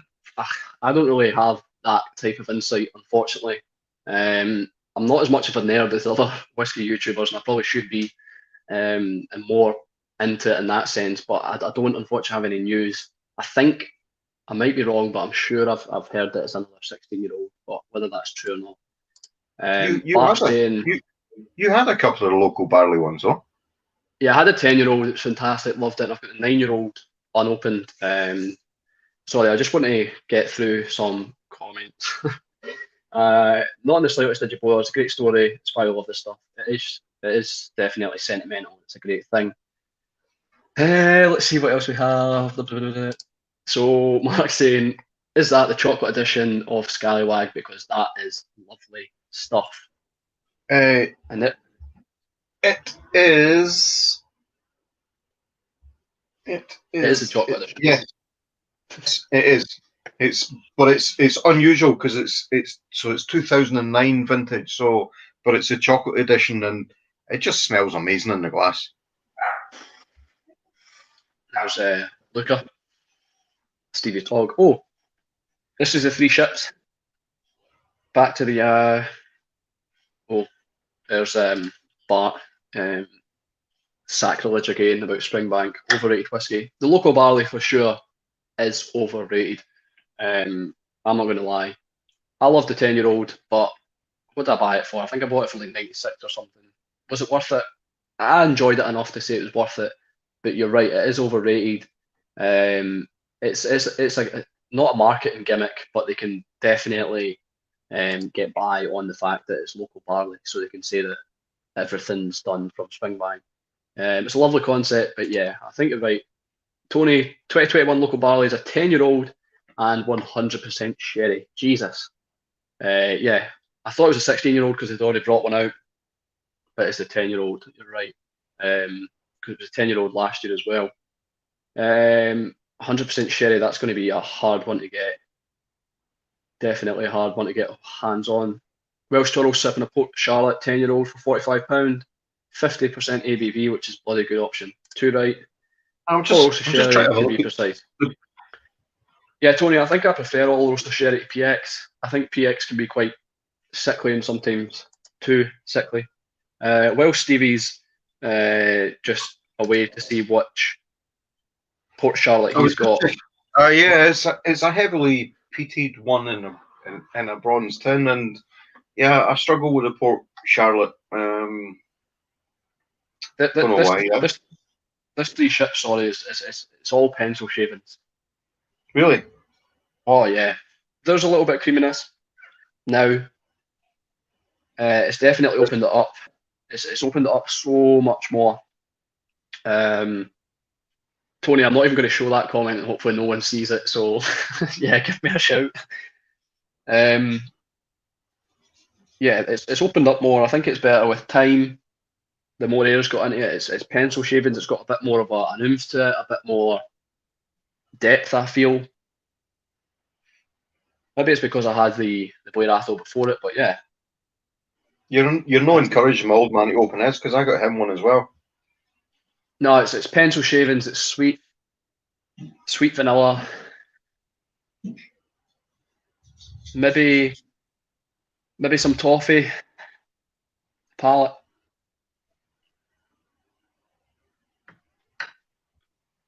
This scallywag is absolutely amazing, by the way.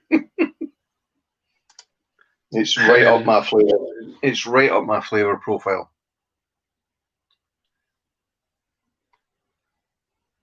So Whiskey Bear, which one does he want me to send? I think he was saying about the possibly the Port Charlotte. So we've got a lot of insightful people. Mark saying the Kilkerran 8's also sherry this year. Maybe it was on the Springbank Society newsletter. I just don't seem to be reading it. Luna's got a Tomatin 14 port. Oh, that sounds lovely. I do enjoy a Tomatin. Mark's also agreeing. And what we've got here, everyone who buys local barley for the crazy money should try it blind next to the long repeated Springbank 10, then they will try. Yeah, it probably is. It's definitely pricier than probably double the price of the normal releases. If you're paying auction prices, you're out your depth there. I wouldn't pay auction prices for them. I've managed to get both at RRP, which I think is money enough. Yeah, this three ships definitely opened up. I'm enjoying it more now.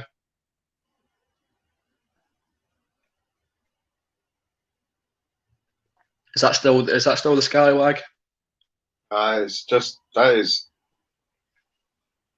I really got a lot of respect for the blends that Douglas Lane are putting out. Even in fact, interesting enough, because what's the name of the one that's from Campbelltown? Is it the Gauldrons? Oh, the Gauldrons! I didn't really enjoy that. Gauldrons or something. And I even quite like that, and I'm not a Campbelltown fan. Yeah, it's probably predominantly like Glen Scotia. I'd say. I might be wrong, but it's probably predominantly the majority of it Glen Scotia. But I didn't really enjoy it. I think I just had a bad batch. Sorry to interrupt. Robert Hayes, hi Stuart, having a wee dram of Glenalec, 10-year-old, cast strength, batch 3. I've had a few of the 10-year-old cast strengths. I think 1 and 2. I think I've had them both, and they are good stuff. Definitely worth the money. And Mark Slinger's now got Glenalec 12. I do enjoy Glenalec. I think what's his face? Billy Walker has done a decent job at Glenallachie. He does tend to do a lot of sherry stuff, but he's obviously renowned and does good stuff. Well, remember he's only sampling what the distillery's already laid it down in. I think he's got a definite. He's definitely got a big resource of sherry casks somewhere. He's definitely got some link, because it always seems to be sherry, whether it be like Glenallachie, Glen Dronach, what was the other one? Ben Rea. I think the guy's definitely a genius. I think his ability to pick a right cask or to change a cask and finish it is fantastic. However, the downside to that is that wherever he goes, the whiskey ends up out of the reach of most people's pockets, and it's only a matter of time before that happens to Glenallachie as well, and maybe for some Glen people. Glasgow as well, wasn't he? Yeah, he was at Glen. I think he's just got a huge access to very, very good kind of sherry casks. I think he's got a real good, reliable sherry cask importer. Yeah, but remember, he's not the guy that put those down into sherry casks. He's came along many years after and joined these places. So I think he is just very good at identifying how whiskey is maturing in a cask and whether it should be moved into something else or not. Or hang on, wait a minute, don't put that to mix in with your 15-year-old Glenallachie. That is much better produced as its own bottling. So I think he's definitely got the Midas touch at pinpointing. Luna's doing the rye cask 9-year-old and 8-year-old. I've got a bottle of 8-year-old and I enjoy it. Welsh Turtle's saying a similar thing about the sherry. He's had the Glenallachie 15, which is PX, and he thinks it lacked complexity. I've enjoyed it. I really liked it. Yeah. The only thing I struggled with the 15-year-old was peppery for you, wasn't it? The peppery spiciness. But once I got past that, I think I've still got some. But I was quite happy. I think some. Yeah. I think Louise. I think Louise got many. I've got an 18-year-old. Yeah, we got you that for Christmas. Mark's got this pretty much spot on. Glenallachie release a new single cask every other week. Whether it be Tyne Drum Whisky, Aberdeen Whisky Shop, or wherever, there always seem to be these exclusive releases, or just Glenallachie themselves. But yeah, they are, and they're all over 100 mark. He's only been there for a few years. Yeah, I wouldn't buy into them. I don't think they're worth it. Willie says Walker couldn't fail with Glenallachie. I don't think it's a fantastic dram for just 10 years or so. So a basic refill hogshead is good gear. Yeah, I don't think it's as simple as I wouldn't know of it, because I think the guy is proven wherever he has went. I think he's proven himself. The downside to it is that, and was it Ben Riach was the last one where all of a sudden every bottle came out at like single cask, and then the prices went up and blah blah blah, and you lost sort of what is Ben Riach at the core. But there's no doubt the guy is skilled and good at what he does, for sure. St Glenallachie is one of those whiskies that should have remained a solid blend filler. After having several, I get mostly cask effects. Not much of a spirit character that's really worth all the fuss. Whether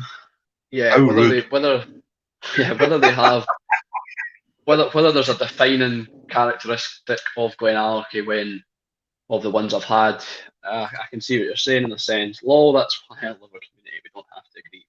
Yes, that's true. And Luna, it's snowing. Yeah, we had snow today. It was quite nice to see some white outside. Although my roof has been slightly leaking in the loft, and I'm a bit worried about getting that sorted. What have people got as a sort of off off the beaten track favourite whiskey. So when I say off the beaten track, I mean no as mainstream as one of mine's is Glenglassaugh.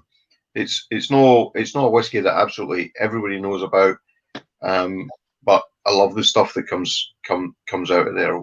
What other distilleries or whiskies have people got or experienced that's just slightly off the beaten track? That's a good question.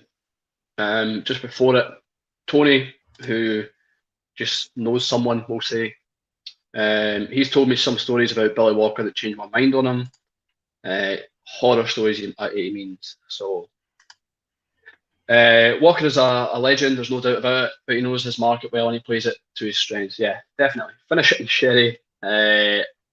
Again, yes, getting it effing bottled. Yeah, but we all do that in our jobs. We all play to our strengths and do that. That's you can't slate the guy for that. He knows his stuff. Yeah, he knows his stuff. That's what he's saying. But here's a guy, Ben Nevis 10. What a dram! The batch one's amazing, and I've also had the normal Ben Nevis, which was drams from Willie, courtesy of Willie, and they were fantastic. The batch one was. I need to get a bottle of it. I think it's like £96 if you can get it at RRP, but it's beautiful. Absolutely. I think later on last year I got a Ben Nevis. I think because you had one and you gave me a try of it, and I had never owned one. There it is. Look at that belly.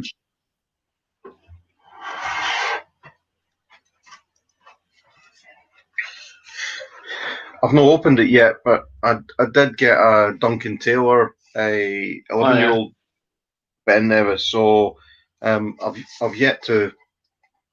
That is the first and only Ben Nevis I've ever owned. So Cresmere's saying Glengarry. Is Glengarry the one owned by Diageo down by Edinburgh? Is that one? No, Glengarry's. Oh, that's Glenkinkie or Glenkinchie or whatever it's called. It's sort of up north. It's in Aberdeenshire, but up sort of northeast. Yeah, I think I get mixed up between that and Glenkinchie or Glenkinkie. Willie's saying off the beaten track, Glen Ord. I would agree with Glengarry, but not in the last 10 years. I think they used to produce some cracking stuff, and then I don't know what happened, but I would say in the last number of years, up to probably 10 years, I'm really quite disappointed with what comes out of there.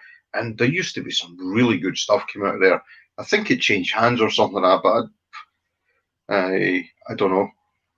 So Willie's saying Glen Ord.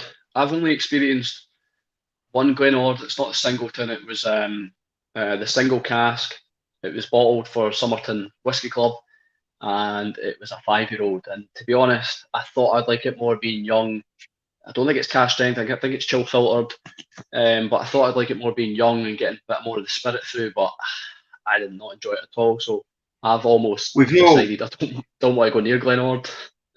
We've not opened that, Stuart, but I got a Cadenhead's Glen Ord when I was down there last summer.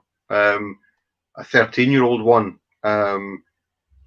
I got it because I visited the Glen Ord distillery, but I refused to buy anything directly from the distillery. And then we were down in Campbelltown for the last half of your holiday, partway down there, and we drove down. So I picked up one just to see what it's like, but we haven't opened it yet. So that's we need to open that as soon as we can get together. Not off the beaten track, we have Luna Aaron, who is saying Tom and Till. Yeah. The 16-year-old, I think Louise gifted me that one time for my birthday. I loved it, finished it. I think it's still filtered. It's official bottling. It's nothing fancy, but I really did enjoy it. Steve, Whiskey Brewer. Glenglassaugh as well, for me, brilliant stuff. Absolutely. Lovely distillery. I think they just produce some cracking it's under marketed, it's whatever. Glenglassaugh for me is relatively faultless, I would say. And that 30-year-old that you had was beautiful. The cast strength single cast stuff that we gave you as well. The reason I picked up, I think, from Drinkmonger is a great dram as well. Tony's saying Ben Romack 15. I don't think I've tried it. It was the dram that got me into whiskey. Jeez, I don't think I've tried good it. shout. I'll need to try it now. Yeah, Budget Dram's correcting me. He's saying it's in Aberdeenshire. It's the most easterly distillery in UK. Yeah, I think I got this mixed up with Glen Kinchy. But Glen Geary is out west, north of Daftmill. Yeah, I think it was Glen Kinchy I got mixed up with. Sorry, please don't shun me. What have we got here? Glen Cadam 10 for me is off the beaten track. Old Perth cast strength, always been wanting to try that but not had it. It's just been rebranded, well worth £38. Yeah. Steve's saying it's a bit further than Daftmill to Bart. Yeah, if it's in Aberdeenshire, it's a bit quite a bit further than Daftmill's in Fife. Yeah. The 30-year-old that Stevie sent me was Stuff of Dreams. Thanks again for that. Was that the Glen Glasgow then? To the Whiskey Brewers? I'm trying to remember. I think was it that one? It's got to be. Because it's got to be discontinued. I've only got like that much left in the bottle, but it's absolutely cracking. Oh, you're welcome, guys. I'm glad you enjoyed it. Punks came out of nowhere and said, big uppercut. Cotswolds, best very young whiskey I've had yet. So Cotswolds an English whiskey. Fair enough. I've not tried any Cotswolds. I've had some English whiskey, and Bimber's been fine so far. I had the English Company, which is Norfolk. That's been good. Stevie, just a couple of weeks back, I looked up some info on the Black Isle and Glenord Distillery. That looks like a fantastic place. Have you been? And while you answer that, I'm just going to pour my whiskey of the year. Yeah, I did visit. We did visit during the summer. I've got a picture of it when we were doing a tour in the camper van, and I visited it. But yeah, I kind of refuse. No refuse. It's sort of stubborn streak, really. It's I got pissed off with Diageo after the Game of Thrones thing, and then they cheapened it all, and so I decided that even though I was tempted to buy, I didn't buy, but I did buy an independent bottler later on in the holiday, and that was the one from Cadenheads. So I did buy a Glenord to try, just not a Diageo bottling. What did you think of the distillery itself? Was it quite a nice distillery, quite well laid out? Yeah, it's quite. I mean, bear in mind it was semi sort of COVID sort of time, so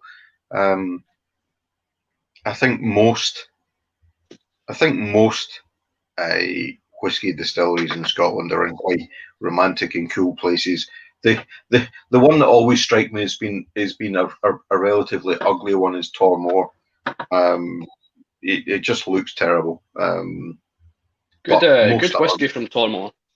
Yeah. It just from outside when you turn the corner, you go down the road there. It's just it's just not really an appealing building. But no, Glenord was nice. I've got a picture with a camper van there. I think I posted it actually on Instagram when I was there. And they have some interesting stuff, which is why, as I say, I didn't buy it there, but I bought it when I went down to Campbelltown later on that same holiday. Sorry, I'm just still listening, still here. What are you doing? Still here. What was your last whiskey? I poured. What did I pour? Oh, I poured the Ben Nevis. Not necessarily my last whiskey, but Bart's Off the Beaten Track is in Skilla.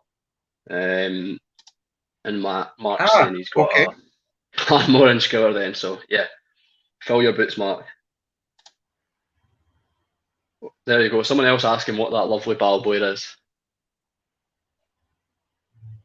It's 1989. I think Balboa is another. I think I've got an 89 and a 97. Balboa from before it was taken over and it was rebranded and stuff. Had some absolutely cracking whiskies in it. I had this year I finished a 1975 Balblair I had.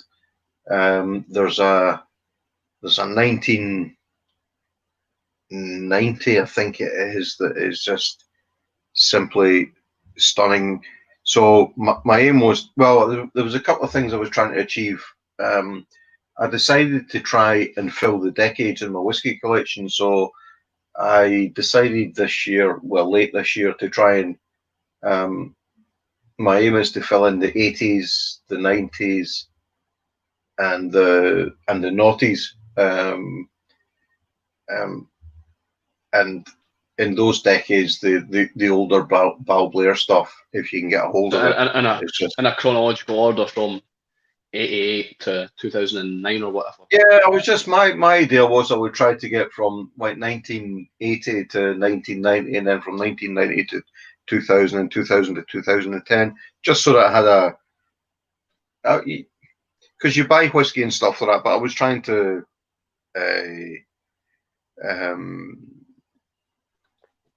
Has Stevie bought a birth year bottle? Now, Stevie, I know you're a little bit old, so if you do not want to disclose your age, your year of birth, I don't mind. And this is crazy how whiskey has changed in terms of pricing. About 10 years ago, which isn't that long ago. In fact, you had some extra.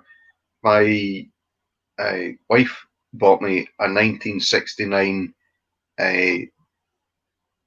Tom and Tool, which is long since gone. And I can tell you, she got it from Royal Mile Whiskies, and it was a rare malt cask, and it was about £110. Well, good night. You'll not buy that today. She also, the oldest one I've ever had was a 1967 Bunabin, which she also bought me, and it was like 150 quid. The prices. I feel sorry for people coming into the now, because not only is the older stuff becoming ridiculously expensive, which you would expect as it becomes older, but also the younger stuff is becoming crazy expensive now. You know, yeah. It's even some independent bottlers are bottling young whiskey and charging or chill filtering it and charging stupid prices for it, and things like that. But, so independent bottlers are hard to get good deals with. But like we've mentioned already, like Canmore, great whiskey broker for sure. I mean, they had a Tobermory that was 23 or 25-year-old. They're only asking for about £100, £100 odd for a Tobermory at that age, whereas Tobermory themselves are asking for about £400 or £350 for a 25-year-old. So it's getting hard to buy. I think it's a shame. Well, okay, it's supply and demand. So there's a lot more. We live in a time where people like to have the slightly more luxurious and the slightly more limited edition. As soon as you slap limited edition on something, or a specific year, people go daft for it. Whatever it is, it doesn't matter whether it's whiskey, whether it's we did it for the Volkswagen show, where we did the beer pint glasses, where we said it's a limited edition, 2019. Is people love that stuff for some reason, and the shame is that there's a guy saying my first bottle of Lefroy cost £8.50 in 1984. In 1984, lives in the Highlands, so I'm not sure if the Highlands had special prices. In 1984, I'm sad to say, I couldn't stand whiskey. I could not stand the stuff. What was that? What was that doing in 1984? Sucking on your mummy's what? No, come on. I wasn't even at that point. Come on. You were breastfeeding. No, I wasn't. Not in 1984. Tony O'Neill says, "Hi, Stuart's daddy." Yeah, Cool. If that's what Hi. I thought you were That's a still. bit I thought you were delayed. breastfeeding when you went. I thought you were breastfeeding in primary too. 1984 is 11 years before I was born. Ah, okay. So I've got this Karen Moore, Ben Nevis 4-year-old, and I know I can't remember what you thought of it. I gave you a dram, and I'm pretty sure someone sent you a dram of it. But for I think it me, was too rough. I think it was too rough for me. yeah, it's raw, it's funky, it's Yeah, dirty. For me it's. now, I'm getting like burnt rubber. It's like being at a racetrack or something, or go karting. And you've got the wheels, the burnt rubber, and I didn't never had this before. So for me, this Ben Nevis this is what I love about these types of whiskey. They're evolving, they're always changing. Further you get down the bottle, it's never the same. I mean, the other flavors are still there from before, but it's changed. It's slightly different. So we can all agree, or well, at least three of us can agree. Stevie, I get your hate for Diageo. Just don't let it get in the way of your own enjoyment. Good that you bought the Cadenheads version. Should be terrific. Yeah, Diageo. I mean, I like Diageo in the sense that they bring us whiskies that we normally wouldn't be able to try. Like they're obviously selling casks to independent bottlers, and they are having these distilleries for blends, but it still gives us an opportunity to try these from Yeah. independent bottlers. And if we didn't have Diageo, we wouldn't have that outlet.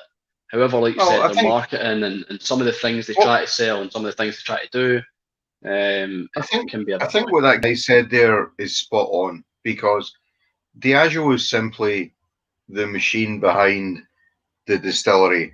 It's a distillery that produces what it produces. It's a distillery that produces the quality it produces and stuff like that. I think it's quite right that what he said there is that just because Diageo happens to own it, um, and I remember having this thought at the time, thinking I should have bought a bottle there, and I didn't because of a stupid reason. Because Diageo, it's not Diageo that's producing the quality whiskey at the Yeah, end of the day. It's that distillery. yeah. Um, so Luna's saying in 1984, whiskey was far off for me. Just finished primary school. I love this trip down memory lane we're taking. Willie says he couldn't stand whiskey either. However, the Lafroig was a revelation. Now, that's a surprise that it was Lafroig and not something more Yeah. tame. Mark Slinger in 1984. God, I can't relate to anyone.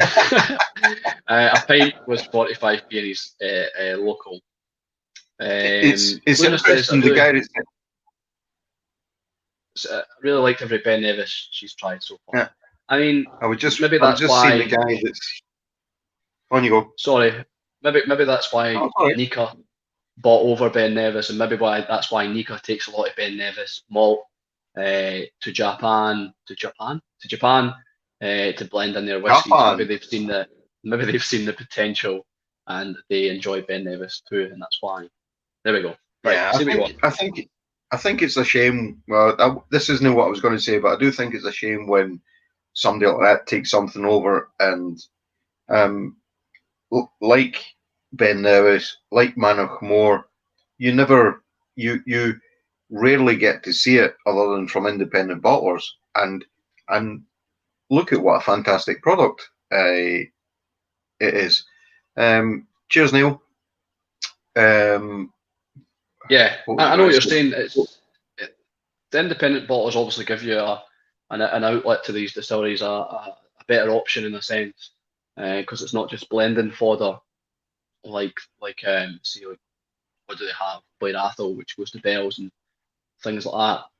But I think we're getting to a stage where the independent bottlers are somehow becoming more expensive than the actual, maybe not more expensive than the actual official bottlings, but they're coming close. And independent bottlers always used to be a cheaper alternative, and that's why I think we're getting more blends on the market. I feel like blends are making a resurgence, but that might be wrong to me. Sorry, quickly. I think Tony was living in the past. He's slowly somehow Mickey Mouse non-alcoholic cocktail. I think he's catching up with Right. the chat because he mentioned my dad earlier now, Mickey Mouse, which we've I think what's happening. I think what's happening, Stuart, is chemistry is becoming so advanced. You remember, all these distilleries employ a lot of these people buying them are chemists and stuff like that. They can, it's all about, you know, flavors and tastes and all that sort of stuff are all at the very basics. There's chemicals behind it, so you can chemically produce a flavor that you can get produced naturally from a certain thing. So I think what's happening now is that younger whiskies used to be as rough as a badger's arse. You know, you wouldn't go near a 5 or 7 year old Sorry. at all. But Sorry. But now, what? yeah, I'll need to show you this. Right, Bart. What I love about Bart, right? He's from obviously the Netherlands, Holland, but his appreciation and his utilization for the English language is brilliant. Right? Remember, this is his second language. Now, just read this.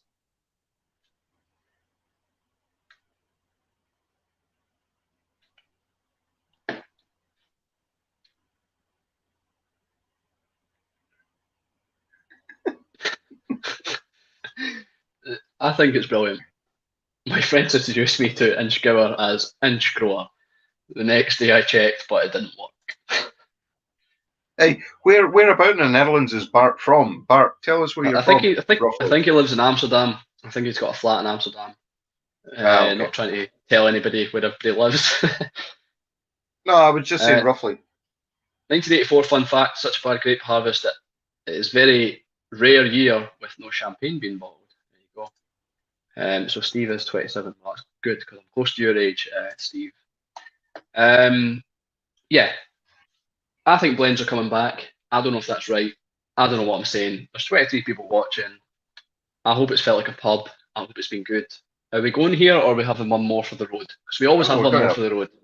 Yeah, we're going to have one more for the road. No, what I was saying is science is catching up, and if you take like the introduction of and it was a number of years ago I got into Glenglassaugh because somebody did the Glenglassaugh and they put it into an octave. Now loads of people are trying octaves, whereby it's a much smaller cask. The whiskey is more in contact with the wood, and a younger whiskey tastes more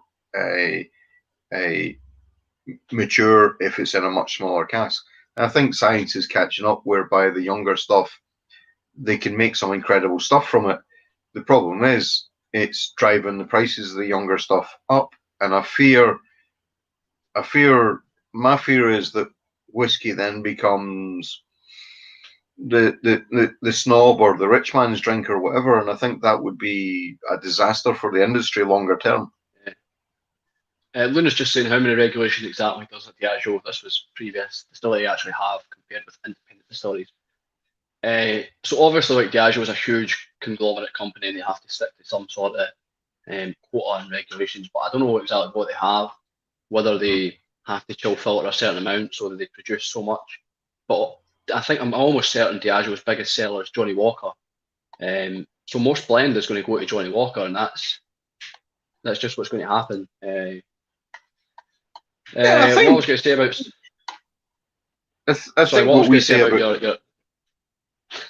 say about your science thing is, I think we're obviously getting to we've got to an age where technology is huge and they can predict things and they can calculate things, but can they actually predict exactly how a whiskey's going to taste? Can they actually calculate how a whiskey's going to taste? Or is there some point where it's just not luck, but almost a variant that they can't see, let's say a variable that just there's no predicting in it. That's the master distiller's job. There's no prediction in it. You simply lay the cask down to rest, and you regularly try it, and you've got a couple of options. If a cask, let's just say you put 10 casks all at one time from the same batch of whiskey, and you put them into 10 casks.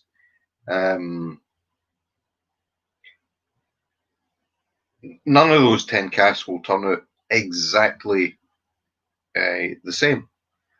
And I think the job of guys like Billy Walker and stuff, right, is to identify where, wait a minute, this cask, and there's a couple of options. One is you can either go, this is so bad, they put it off to the blend and it gets merged and blended away, and nobody will ever know, or they take it and they decide to put it in a different cask type and mature it for longer. So I think that's a. So they can't predict what it's going to be, but they can constantly check and decide whether it's going in the right way or not. Almost alter it. Yeah. So yeah, a Whiskey Bond Mark saying in next week's live stream, Stuart reads out all of his viewers' tax returns. Yeah, I don't know that much. I just, for some reason, I know where people live. Bart's saying it's too early to quit. What else do we have to do? Our wives are sleeping or watching terrible Netflix films. Yeah, I'm trying to think what to open. I think I'll have this Tullibard and that'll be the last one. How is the guy however, who Louise has just entered the room and gave me a look as if to say that's not going to be your last one, but it has to be because we've got a big YouTube whiskey reviewer up soon. It's only 9:10. It's only 9:10, you big girl. My dad's. You can't say that. That's sexist. Your dad says it's only 9:10. He called me a big girl. Tell him I said that. So you said what? Tell him I said that. Louise seconded that. She called me a big girl as well. Right. I am trying to think what to have next. What is everybody drinking at the moment? Tonio is so far behind in the chat. Yeah. So he says Rioja, clues in the oak, and then basically Mark says you need to skip forward. You're a bit far behind. So Bart said, "Let's get on the peat," in all capital letters. Okay. I think I'll have. I really wanted this. I really wanted this Tullibardine first before I got on the peat. Maybe I'll just need to get on the peat. I'll leave the Tullibardine and I'll get on the peat. Well, maybe there's no way to get on the peat better than by having a Big Peat Christmas edition. Big peat. Tony, I think you're right. I think this is something we've been hearing quite a lot. The whiskey bubble will burst at some point, and the whiskey companies, if they keep putting the prices up, it's definitely going to happen at some point. And I think it's been said for a good year or two now. Let's see what we've got. Steve, that big live stream isn't on this week, so keep going. Oh, is it not? That's good to know. What do you think, Stuart? What do you think? Big Pete is Ardbeg, Bowmore, Coella, and Port Ellen. Right. So your dad's wondering if he should open the Big Pete, the Christmas one he got for Christmas. Yeah, you could come and tell him if you want.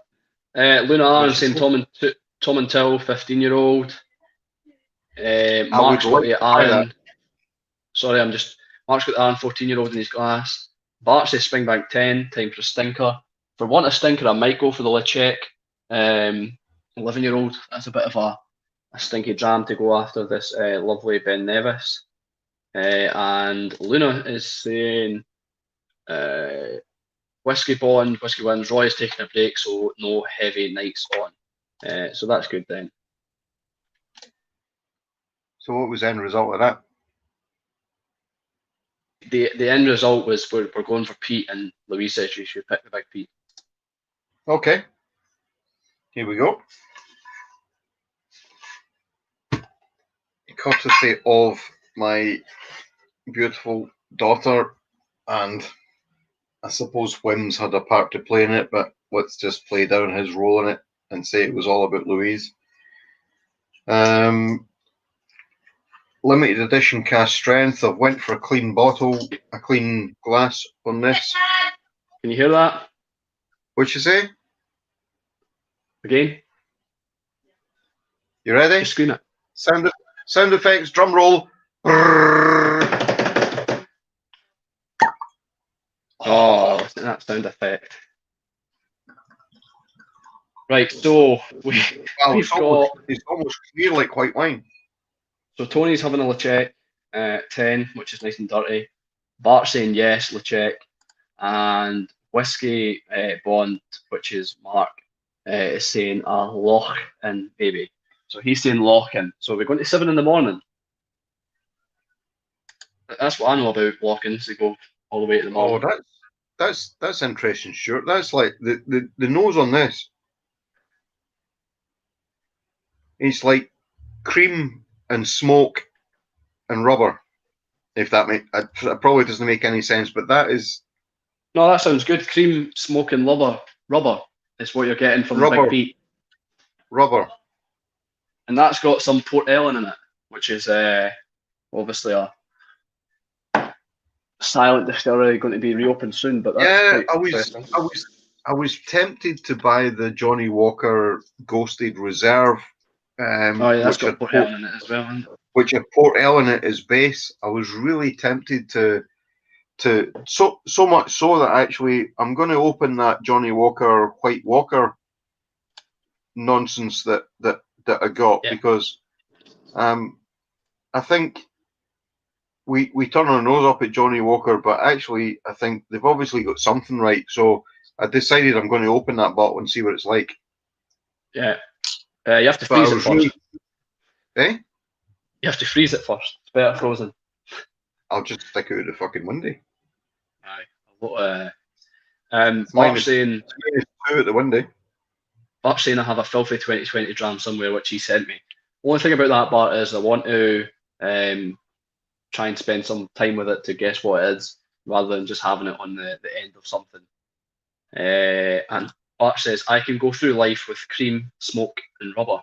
So he likes the sound of. Oh, Stevie's disconnected. Oh no. It's just me and my own. I'm so screwed. Right, I'm going to pour my Lechec. Where is it? 12-year-old. It's 58.4%. And hopefully Stevie will come back. Hopefully Louise will message him and ask him what the hell's going on. Because the numbers are dropping rapidly now that Stevie is left. Yeah. It looks like he's disconnected. He's trying to reconnect. The White Walker is strictly for drinking games. Yeah, I'd probably agree. It's probably that bad. I had the Dalwhinnie Winter's Frost, and I think that was a frozen one. It wasn't that great. Tried it frozen and tried it at room temperature. Both ways did not really live up to what it should have. Right, so Stevie's phone has died, and I have to go solo for 5 minutes. I thought he was doing it on his laptop, because that's what he usually does, but I've been told not. So as Luna said, as soon as he mentions the White Walker, Stevie's cut off. It's almost as if Diageo are watching. And Mark is nobody having Peg Whisky. What a ridiculous name for whiskey, if I do say so. Peg Whisky. Because pegging is something completely different. Tonio, once again, very delayed in the chat. Cheers for the heads up. Lol. Yeah, he said that maybe about 10 minutes ago, but fair enough, Tonio. You just keep up. Right, I'm going to pour this. I'm going to pour it rather slow. And just hope that in any minute now, Stevie joins back. Because I'm almost feeling fluttered and nervous without the presence of Stevie. If you want to come sit next to me, you can. There's only 22 people watching, so it's nothing embarrassing. You could even bring Jura. So Steve Whiskey Brewer said, right, Stevie's away, so I'm gone. That's typical. And now my connection's away. Everything's going to pot since Stevie left. It's fine, we're connecting.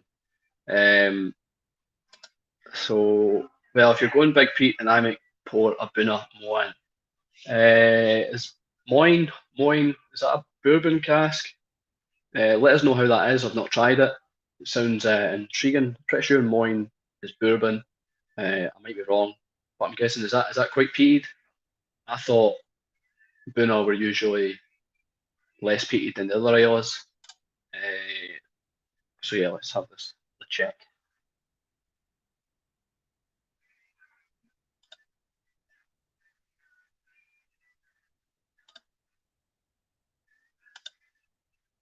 What a beautiful label that is, Whisky Wins. So you on about the check? It's like a 3D pictogram.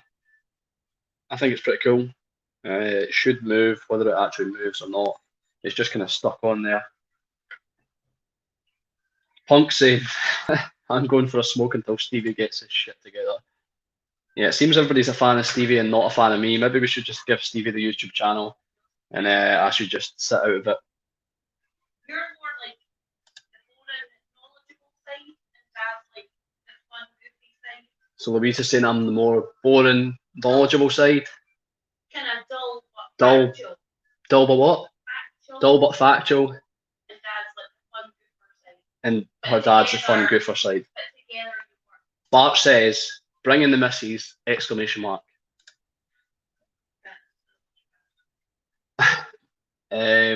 Mark, it's very heavy. Pete, only £35. Well, that sounds good. But that's a cliche in Amsterdam.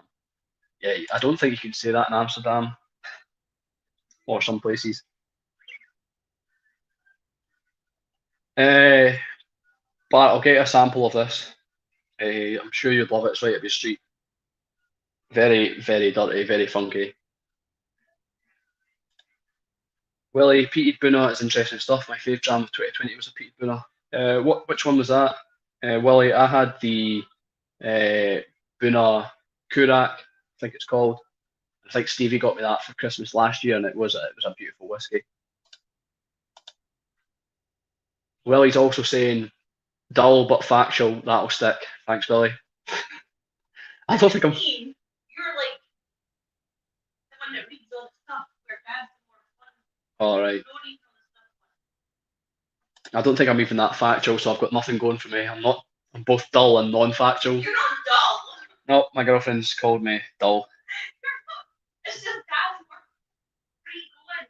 Dad's more free going. I can be free going.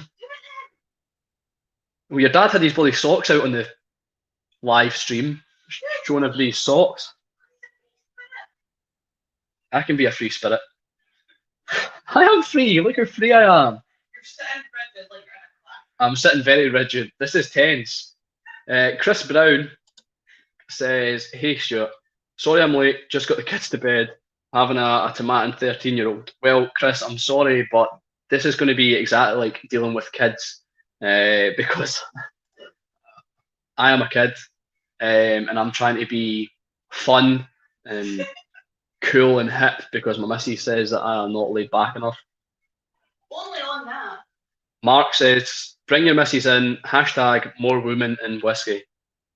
Now, Louise has been Isla with us. Louise is awfully very generous about how I store my whiskey and how much whiskey I have in the house. And it does dominate the kitchen. So I can't really say anything bad about Louise. But what I will say, very generous about Louise, is she has a fantastic nose on her. And I don't mean her nose is beautiful. It's a lovely nose. Sorry, I'm digging myself a hole. But Louise has a great smelling nose for whiskey. And this was evident in the pot still.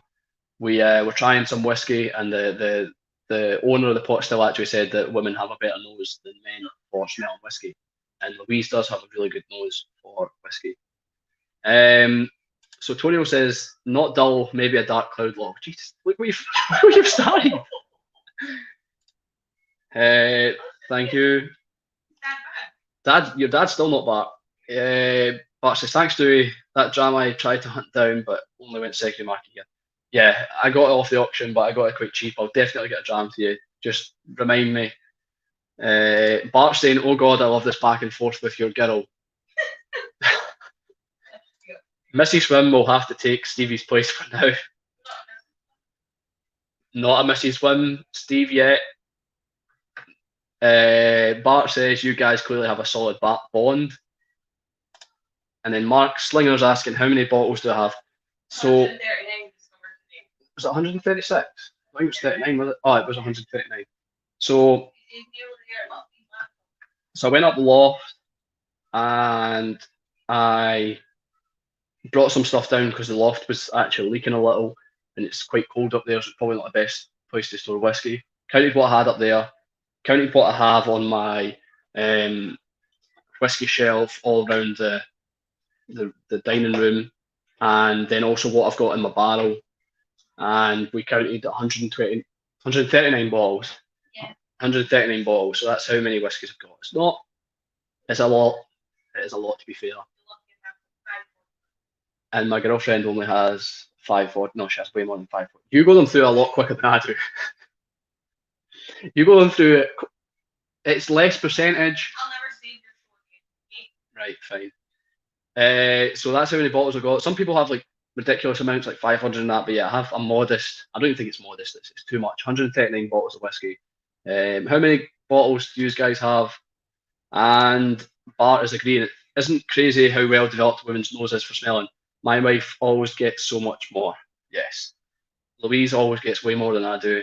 And to be honest, if I'm ever stuck on a blind tasting, whenever anybody sends me blind samples, I always try and give it to Louise to smell and to pick out flavours, and also to try and agree with me. Sometimes I steal her nose and steal her scents and put them down as my own, but so some of my reviews do come from Louise.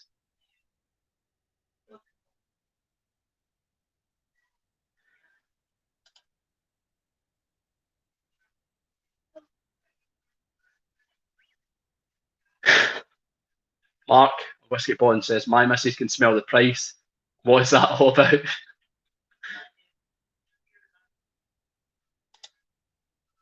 I wonder what my side whiskey beside me here is getting now too. I did show them what you got me for Christmas.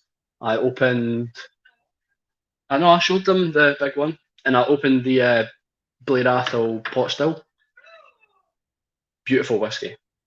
You opened that without me. Yeah, opened it with your dad. So good. You can try it if you want. Tony's only got 78 bottles. Yeah, but Tony, you've probably got like exclusives I've never even heard of or never had the chance to even look at. Oh my God, your dad's back, thank God. But I'll go through these comments before your dad comes in.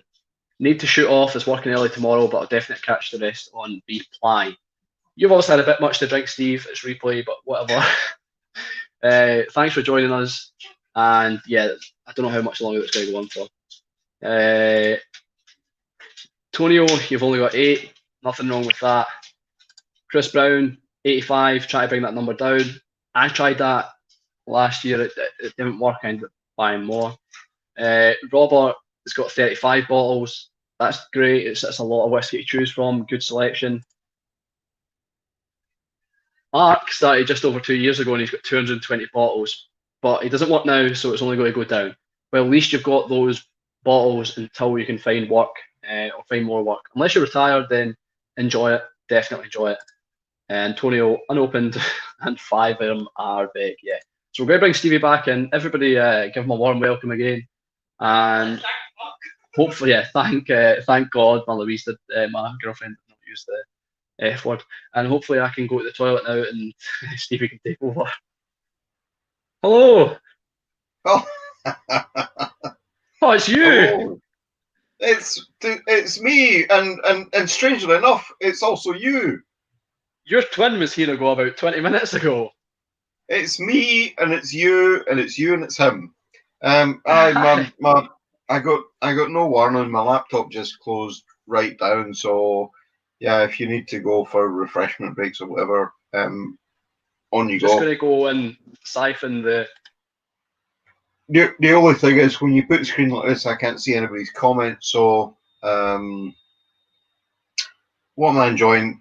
Before I got disconnected rudely, I'm on the Big Pete limited edition cast strength. It's Douglas Lane's as well, which I quite appreciated. Never had one. This is made up of Ardbeg, Bowmore, Coella, and Port Ellen. Yeah, it's got a peaty punch. Yeah, it's quite it says a Nashi avalanche, and it really is. It's quite. I think Stuart described it earlier on with some other whiskey. It's like pencil shavings, or when you used to suck your pencil at school. It's that sort of leady, woody flavour. I'm trying to see what makes a Christmas edition. Cracked pepper, yep. Damp earth, yep.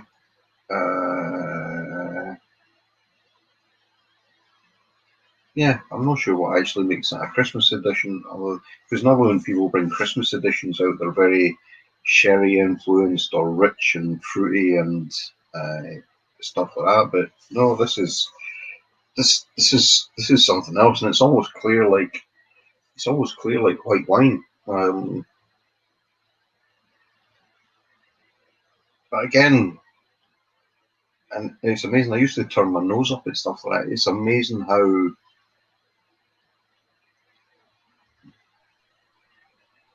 Pencils. Oh, did I just remove? There's four. Sucking pencils. Yes, there's four. If you think about love it, sucking wood. Yeah, in there are. Get out of your system. Come on. In there are four big punchy single malts, and yet they're in harmony in the glass. Yeah. So you described the whiskey earlier, and Bart did put it up. But I'm trying to think where it was. Let me just see. It was literally just before you disconnected, and Bart did. It was how you described it. I think you said rubbery. I can't remember what else you said. Rubbery, creamy, and burnt ash or something. Yeah, it's quite. Bart said he could live with that. Yeah, what's interesting about it is the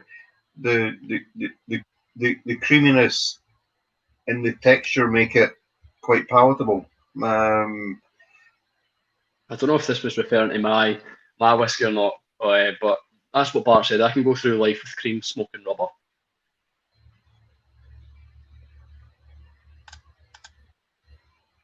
So yeah, I'm having this check. I think you had a dram of it when I was away. You came round and you took a dram of it. No, I would never do that. I would never do that.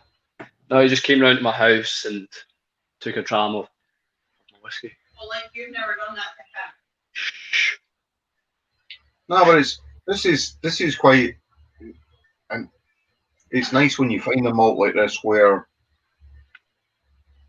if they get the right balance between the ABV and the whiskey itself, the flavour is great. So in here you get something that doesn't set your mouth on fire. It's quite smooth. It's quite delicate. It's quite, as I said, it's quite creamy. And then you swallow it, and there's no offensive burn going down. But what you're left with is just this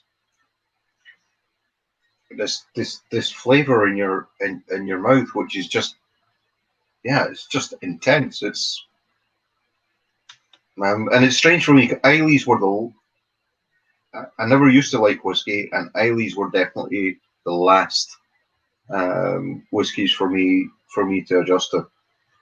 Before you say what you're going to say, Mark is asking.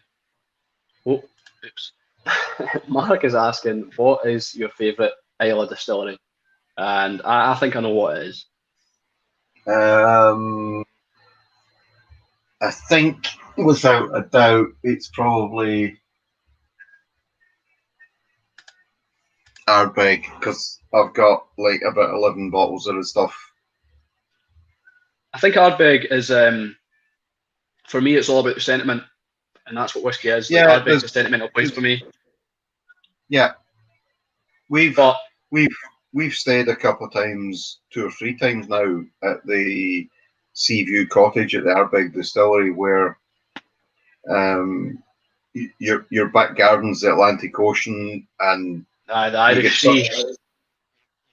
No, it's the Atlantic on that side. Yeah, but you can see over the. I thought in Islay you can see over the Irish Sea.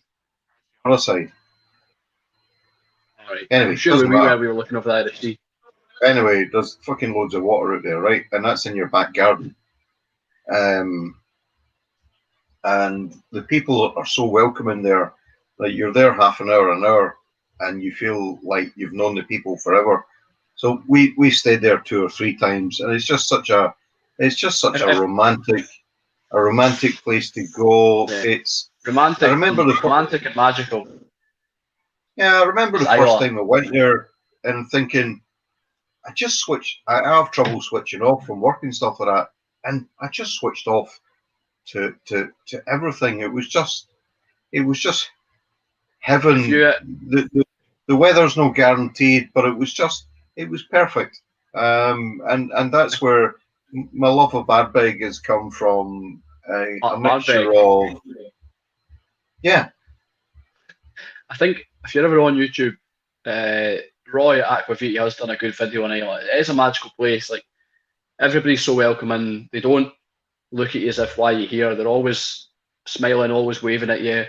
And I agree. Like Ardbeg it has great core product like the 10-year-old Corey Brecken and the Anoa. Their older releases a bit more expensive, a bit more questionable, and some other non-age statements, committee releases I've not always agreed with.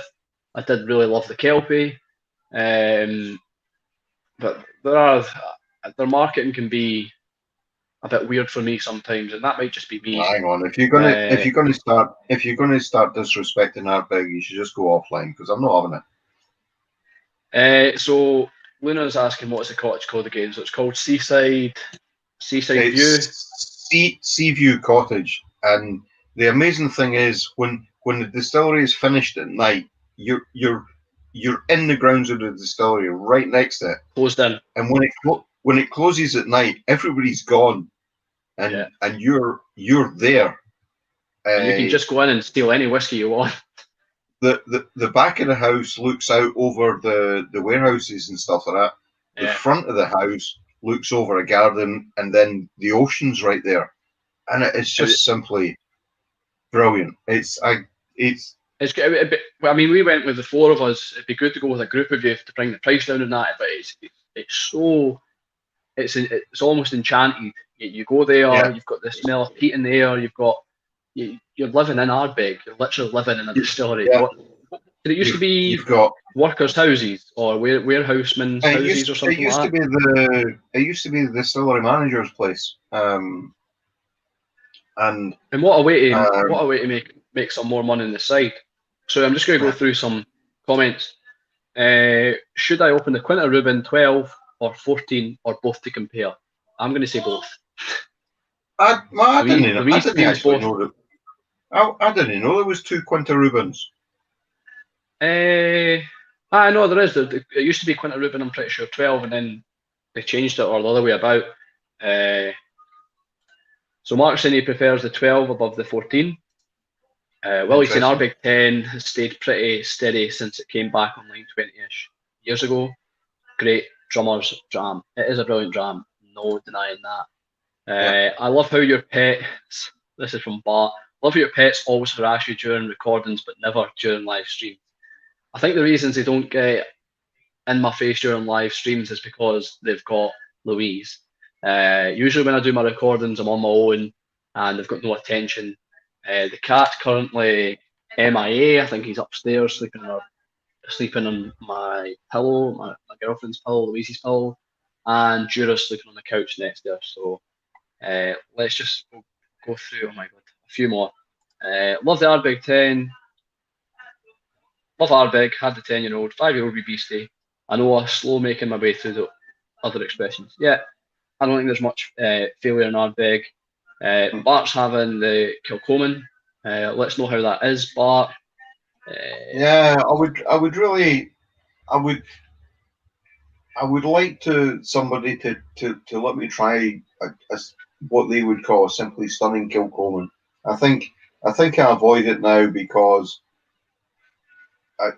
early on I never tried a good one, but I'm sure they're producing some good stuff. So the Glenmorangie, Quinta Rubin changed from a 12 to a 14, which is a surprise because the Glenmorangie, was it Nectar d'Or?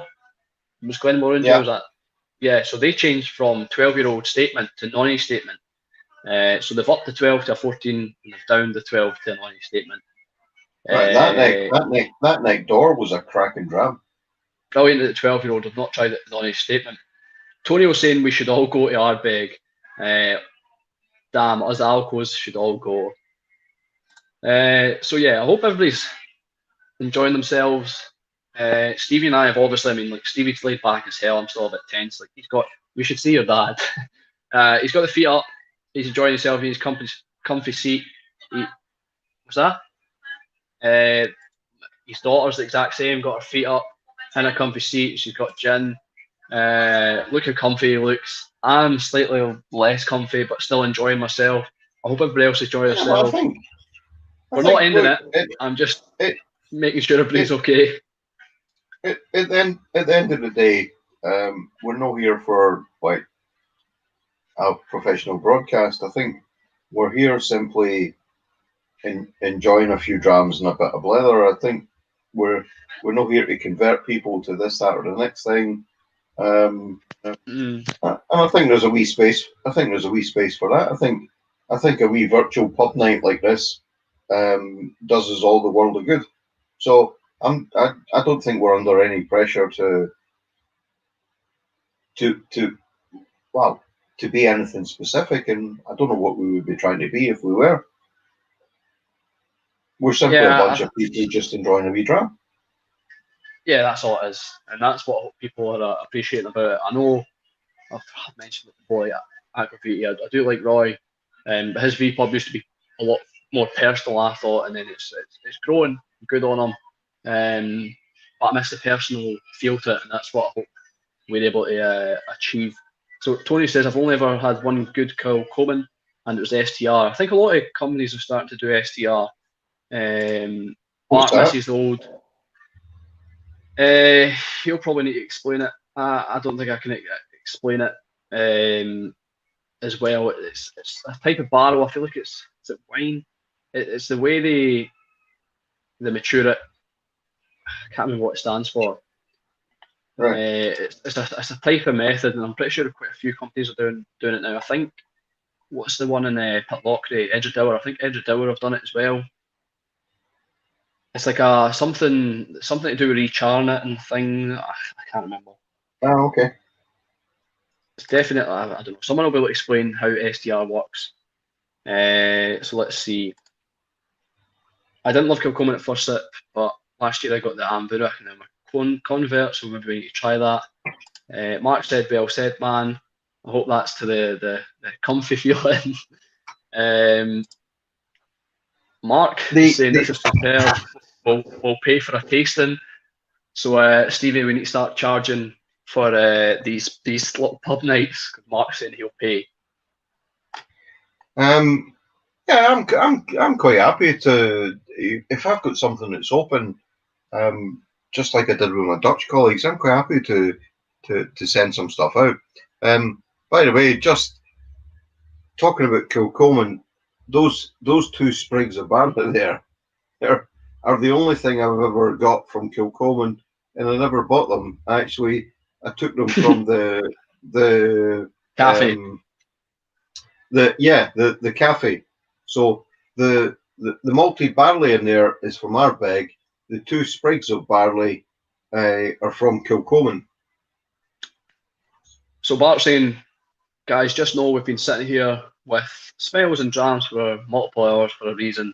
This is great. Big thanks for that. Yeah, we've had an average 20, we've had an average 25 people, and I mean, if that's what you got in a pub, it'd be pretty crowded. So it's good that we're having it here anyway, under the conditions. So everybody's saying I was close to being about charring that. SDR. Shave, toasted, and recharred. So I'm guessing obviously they shave the cask, they toast it, and then they rechar it. So it's different for STD. It's different for STD. That's the main thing. Yeah, I think STD is shaved, toasted, and diluted. Yeah, that could be it. It could be that. I mean, that's Right. one. What are we gonna do for a finishing dram? Because I think you have to have. I thought No, we you were have doing to a have walk one. until 7 in the morning. You have to have one for the road. Because this is your dad. We have to have one for the road. This was the one for the road. Now he wants some. Dad has at least 5 ones. Louise says you have at least 5 ones for the road. He's never left me with one. You've never left with just one for the road. Never. Never. No, but at least when I say that, you know the night's coming to a close within the next hour or two. He says, at least when he says that, you know that the night's coming to a close for the next hour or two. I am 2 hours later. 25 in a pub these days would be crazy. It would be. It'd probably be very Oh, I'll tell very you, illegal. There's a whiskey nobody's mentioned. Sorry. Tonio There's a just says whiskey- he's not paid. Tonio says he's not paying for an STD. Well, You can't knock it until quite often people do pay for it, and that's how they get it. But anyway,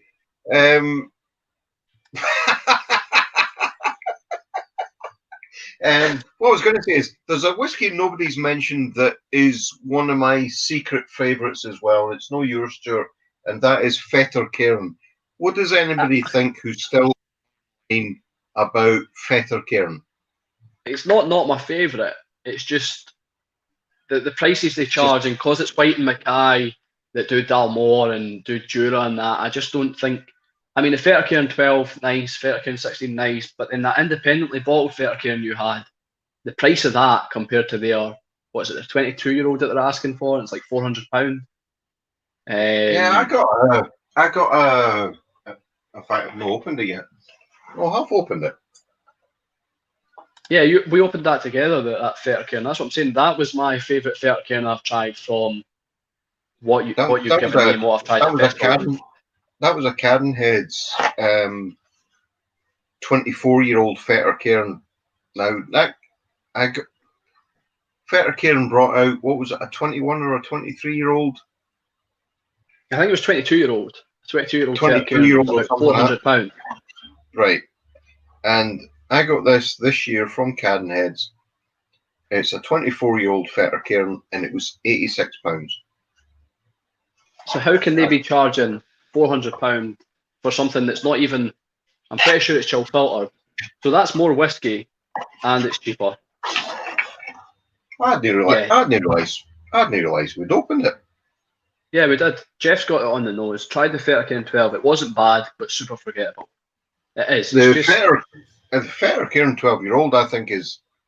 I quite like the flavour profile of these whiskies that have got sort of the tropical fruits and stuff on the nose and on the palate, and Bladnoch's got that. And interestingly enough, Fettercairn away north is. Sorry, so this is what we're talking about. Stevie's got the what was it, a 20-what-year-old for £86 or something. I'm gonna pour myself this is a 24-year-old Fettercairn, and 24-year-old Fettercairn for £86, and the 22-year-old or 25-year-old £400.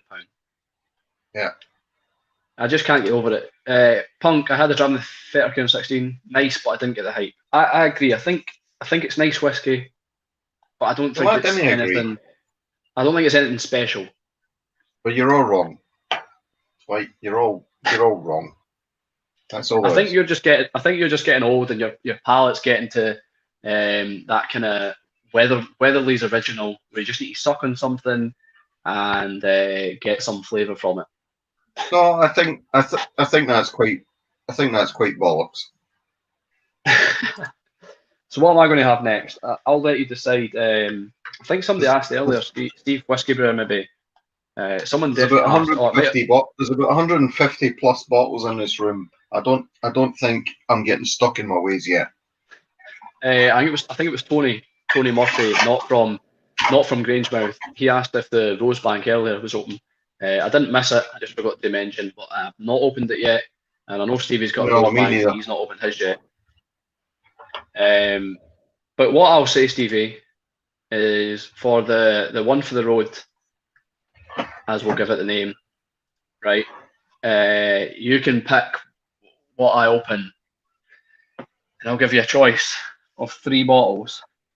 Oh, you can pick, but I'm going to tell you only which 3. Okay, right? Let's see how that Well, works. then you just pick something I don't want to open yet.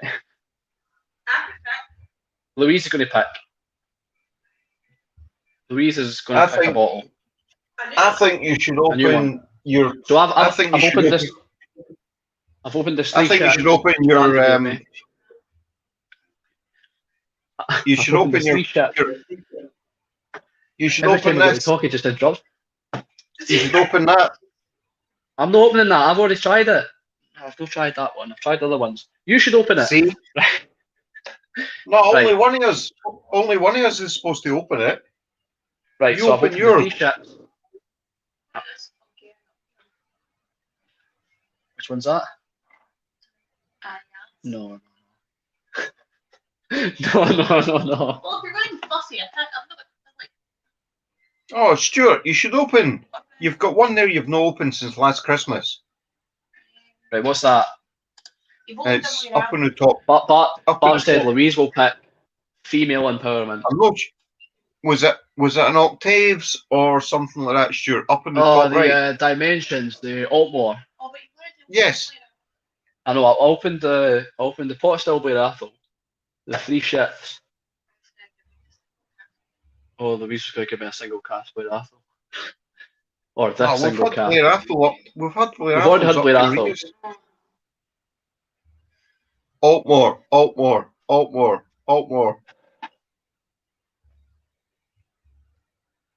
17-year-old Ben Runner? Yeah. Are you sure? Well, I had one in mind. Which one? You can open that one, but Which one? because of what I've had, I think it might go different. Right.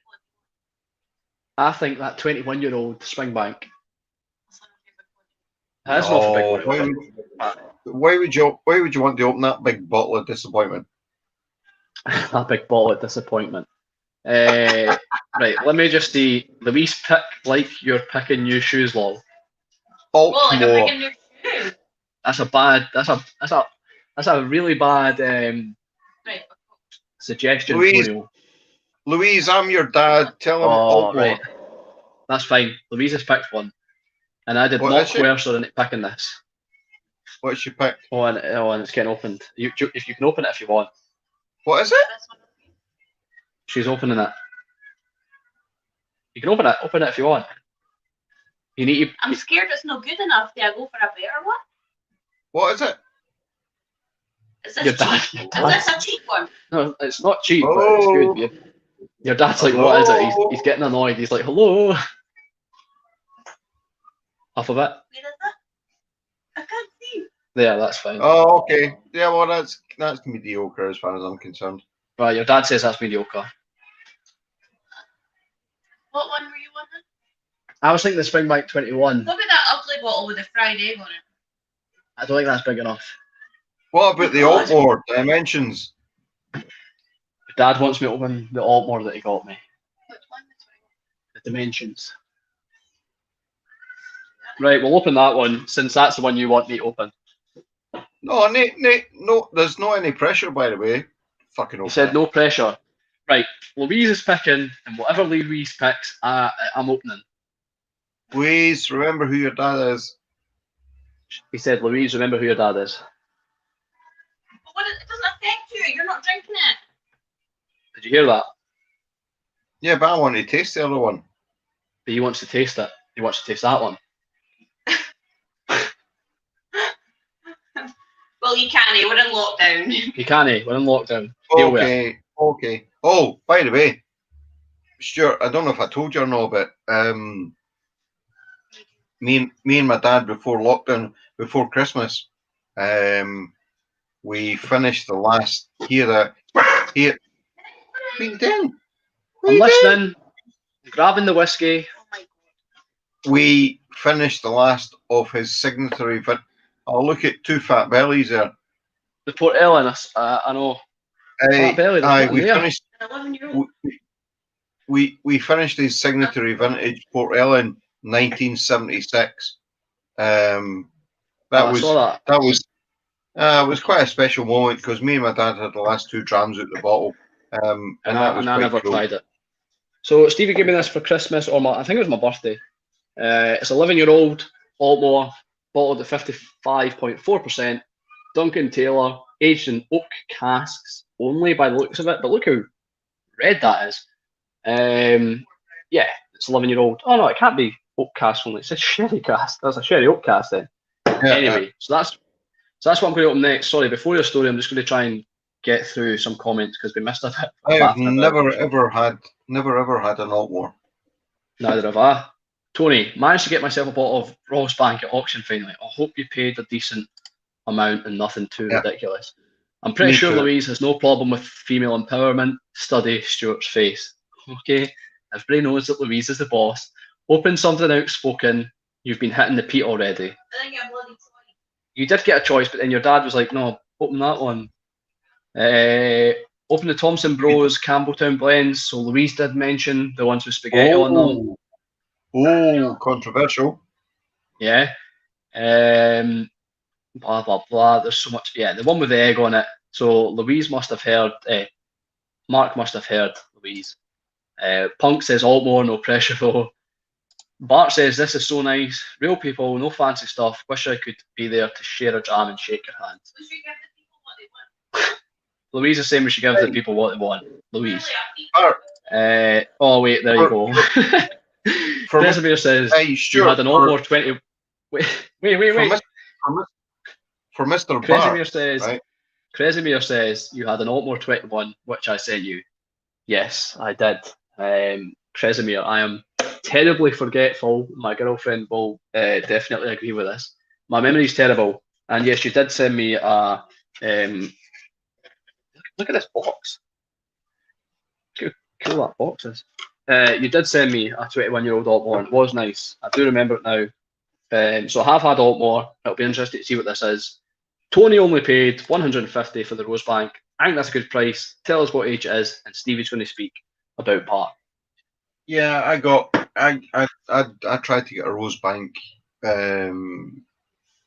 last year as well for a couple of reasons. My uncle who passed away last year, he just lived up the road from Rosebank. Well, we don't live far away from it either. And he had some stuff in his collection. So last year I made a concerted effort to try and get a Rosebank, and I'm not even sure I'll ever open it. I remember the last time I ever had a Rosebank was when they released a 21-year-old, and I remember me and my uncle were in a bar in Edinburgh, and they had this bottle in the Rosebank. I think it was 21-year-old at the time. I'm talking 10 or so years ago, and we had it. But my uncle came from the town where Rosebank is, and he had a few Rosebanks in his collection. And last year, after he passed away, I made sure I got a bottle from the distillery. And the other thing, Stuart, I've not said this to you, so I'm going to say it live on air, right? I wanted to speak to you about maybe doing something with the Falkirk Distillery, which, as you know, has just opened. I was wondering if you don't have to answer me just now, but I think it would be quite nice to get a Johnny Howison memorial cask and buy one. I can't think of any more fitting way to pay respects to the man. Yeah, we'll speak about it, definitely. Yeah. So Tony only paid £150 for it, like you said, and it was 10-year-old, so decent age. Yeah, decent age, good price. Brilliant. Sorry, the news just took me. Luna, by the way, the 12 Quinta is fresher than the 14-year-old, rounder and deeper. I have to go past the neck board to tell you more. Good to know. Mark, a whiskey bond, says, I'm steaming. I hope you're all happy because she's no. So, Mark, a little message from Louise. I did read this out to her, and Louise says, tell her to pour a gin. So that's what you have to do. Get your missus drunk. Get your missus on the same. Pour a gin, not get her drunk. Louise says, don't get her drunk, just pour her gin. But what I'm saying is, get her drunk, get her on the same level. And Mark says, let's all raise a dram to Stevie's uncle, Johnny. I think we done this last live that you and I were on, Stevie, as well. And there's no other better occasion, really, I don't do care. it. So, This is the first Christmas without him, and hey, thanks Yep. whoever said that. Whoever said that, Yeah. thank you. yeah, definitely. We've like I said, we've raised one before. We'll raise it again. I'll open this, and that's why I brought the Rose Bank as well. I'm pretty sure I told you that I bought it because I felt like that was the connection to Johnny. So yeah, we'll pop this open, no sound effects, and I'll let you know what it's like, and you can taste it when this palaver is all over. So that's a seal cracked. Like Mark heard, Louise was going to go for the spaghetti one, the ramen one, which was the Campbelltown blend. Only because she thinks it's an ugly bottle and she wants rid of it. I think it's quite a cool, funky label, but there you go. And I was wanting the Springbank 21-year-old by Lockett Bros, but here you go. So ready for the pop, and this is to Johnny. There we go. This is cask strength. I think it's single cask as well. It says whiskey without compromise. Good advertising. So what have we got here? Tony says, I'm hoping the Falkirk Distillery make great spirit and hopefully choose good casks. Yeah, us too. Not being from Grangemouth or anything like that, but yes. Slanger to Johnny. Slanger to Johnny. I'm toasting your uncle now, sir. Cheers to Stevie's uncle. Slanger, slanger, slanger to Johnny. So there we go. Great pub, Cheers, great people. People listening, and I don't know if my dad's still online because it was my mum's brother. But if you're saying Slange Johnny, for sure, if it wasn't for him, I wouldn't have the whiskey collection I've got. Yeah, and I mean, I remember a tremendous guy. A tremendous guy. He's like a blend of a father and an uncle. He was brilliant. Yeah, I remember those nights out. So Stevie used to live around the corner from me. He lives slightly further away now, but only like an extra 5 minutes. But when Stevie used to live around the corner from me when I was a kid, very young, well below the age of drinking, I remember going round to Stevie's. Stevie would sit there with a cigar, Johnny would sit there with a cigar, and they'd both be drinking whiskey. And we'd be playing out the back as kids, and it was great. And yeah, it's a fond memory, fond smells. And this was before I realised that I loved my girlfriend. She is not making me say this.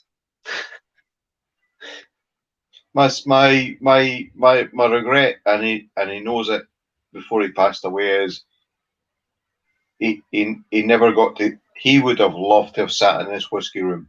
This would have been heaven if he had sat in here for him.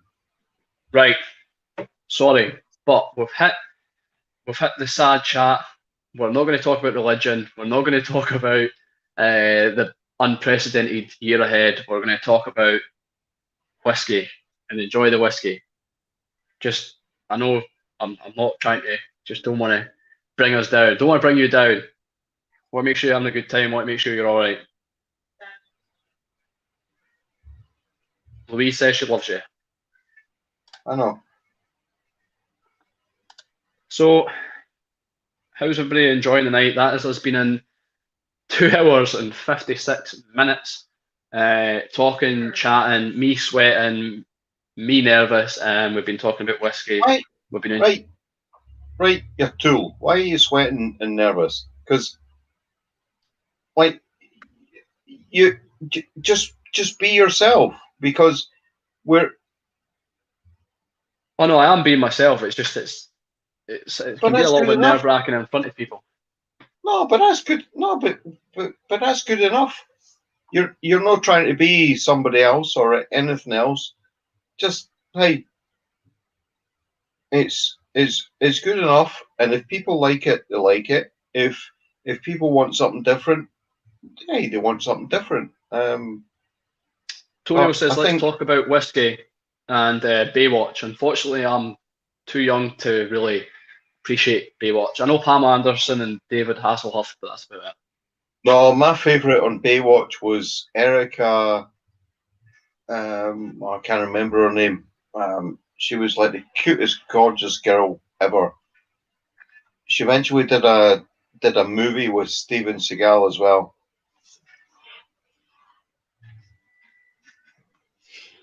Nothing but Whisky. What's that? Do you know what? That's exactly what Bart said. He says, that's a big pour there, Stewie. I wanted to make Oh, sure I this got is the it's not really. This is the Cadenhead's Michaeli. Fetter Cairn. This is the Fetter Cairn, and it doesn't change my mind at all about. I like the 12-year-old. I like the flavour profile of, and not all the time because your flavour profile changes, but I do. It's one of the reasons I like rum cask finishes just now as well. Is I like that flavour profile that gives you the the the the creamy ice cream and tropical fruits, mango, pears, bananas. I like that flavour profile, and Fetter Cairn does it. Um, Bladnoch, I've got a similar, and in some of theirs, it's down to individual choice. But this is nice. Erica Eleniak. That's it. Yeah. Is that the one you fancied? Yeah. Oh, she was simply stunningly It's the girl beautiful. your dad fancied in Baywatch. So let's see what we've got. Oh, we've got some really nice things here. So Stuart, you're reliable, relax, mate. Cheers. I do appreciate it. Stevie, being yourself is exposing yourself to a whole lot of bad poop these days, and I love you guys for giving 2 poops. Thanks, Bart. Yes. Brilliant. Punk, Stuart, you come across so real. That was drawing me to your channel in the first place. I can do without the overly polished stuff. Yeah, I think some of the channels can be like that. Mark's got a 12-year-old castrating slanger. Oh no, it's not called 12-year-old castrating. He says 12-year-old castrating, comma, slanger. Well, Yeah. We'll no hold it. We'll no hold it against them. That's fine. So there's Luna saying she agrees with your choice of woman, Stevie.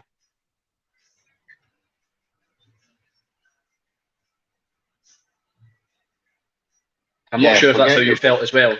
Did you meet? Did you melt as well? Yeah, no. Forget your big fake boobs, fucking Pamela Anderson.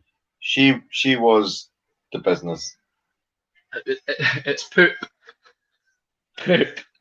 He's saying boobs instead of poop. This is truly great, haha. Yeah. My dog's there. He's only about a year and a half old. I can't say bad words in front of him. Thank you. Yeah, we've got 21 people. Could you imagine 21 people in a pub, all sitting around having a wee drink? I mean, Mark, a malt, what's his name? A whiskey bond, a malt bond, a whiskey bond. He's steaming. Could you imagine 21 of us sitting here having a good time, drinking, pretty much being steamboats? Well, the problem is right now, you can't do that. So I know there's a lot of but people. Even before it, could you imagine? Shut your face.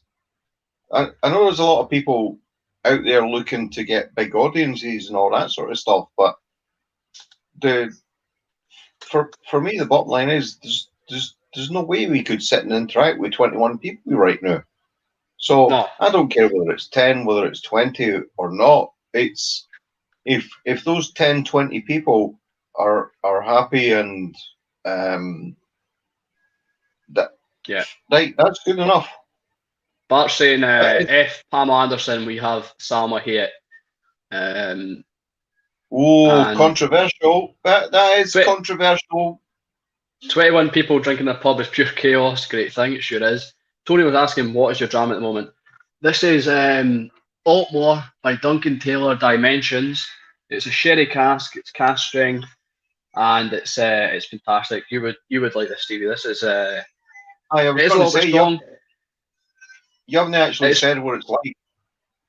it's just pure sherry. It's a sherry monster. There's no getting away from it. Is it a single cask? I'm sure it says sherry cask strength.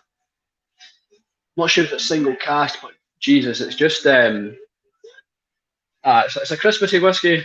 It's it's good. It's good. Yeah, Tony's saying I'd rather 20, 30 people having a personal connection rather than 200, 300 trying to entertain everyone. Yeah, it gets a bit hectic when you've got so many people and trying to speak to people and other people trying to shout over people. I like listening to people. I like speaking. Stevie likes speaking, but we love hearing people. It's good to see what other people's thoughts are. It's good to hear other people's stories and things like Yeah, that. I think this is a It's nice niche. I think this is a nice niche where it's a pity, sure, where we couldn't get the other people who could come in vocally instead of typing messages. I mean, we could always do. Louise did mention it. We could always do like a Zoom with people. We can always set that up easy. There's no issues with that. It's good getting across this platform. Yeah, maybe we're dominating it, obviously, but yeah, you can always get a Zoom and you get a bunch of people speaking to each other. I think we probably should arrange that and get a bunch of people who are always like watching us, who are always talking and that in a Zoom. Mark, It I would have be an Altmore nice. single bourbon cask and it's awesome. Yeah, I'm really enjoying this, Mark. This is great. It would be nice to. It would be nice to. Hear the voices of the other people, because that almost makes it even more real. And we don't need like 30, 40 plus people. If we get a nice wee group, It's good. It's good seeing people's faces as well, even if it's not right in yeah, front of you. It's good. yeah. So yeah, we done it So at Hogsmeade, didn't what's we? the Louise result? was saying it was good. What's the Tony was results of sorry the saying. Altmore? Because I've never Tony was had saying he one. might go. Tony was saying he might go for a wee sherry. Edge Diller or Lustau. I'd go Edge Diller. Zoom and Whisky gets interesting. Yeah, I think it would. But hopefully, if everybody's, you can't really talk over people that bad, can you? So hopefully, this Altmore. Kresimir obviously said he gave me an Altmore, which he did. I was tell memory, but this is good. This is for me. It's sherry. I wouldn't say there's anything defining of Altmore. I can't really pick out anything. All I can pick out is the sherry, and I'm not saying it's bad. I'm enjoying it. Definitely enjoying it. I think it's lovely. But it's fully sherry dominated. It's like what we were saying about the Oloroso, the Kilkerran. The sherry almost drowns out anything to do with distillery characteristics. It's just a great sherry Well, whiskey. does it or does it not? Because I suppose it's quite like if you produce, if you take the spirit that comes out of the spirit still, the white spirit, where we've had a chance to try that and stuff like that. If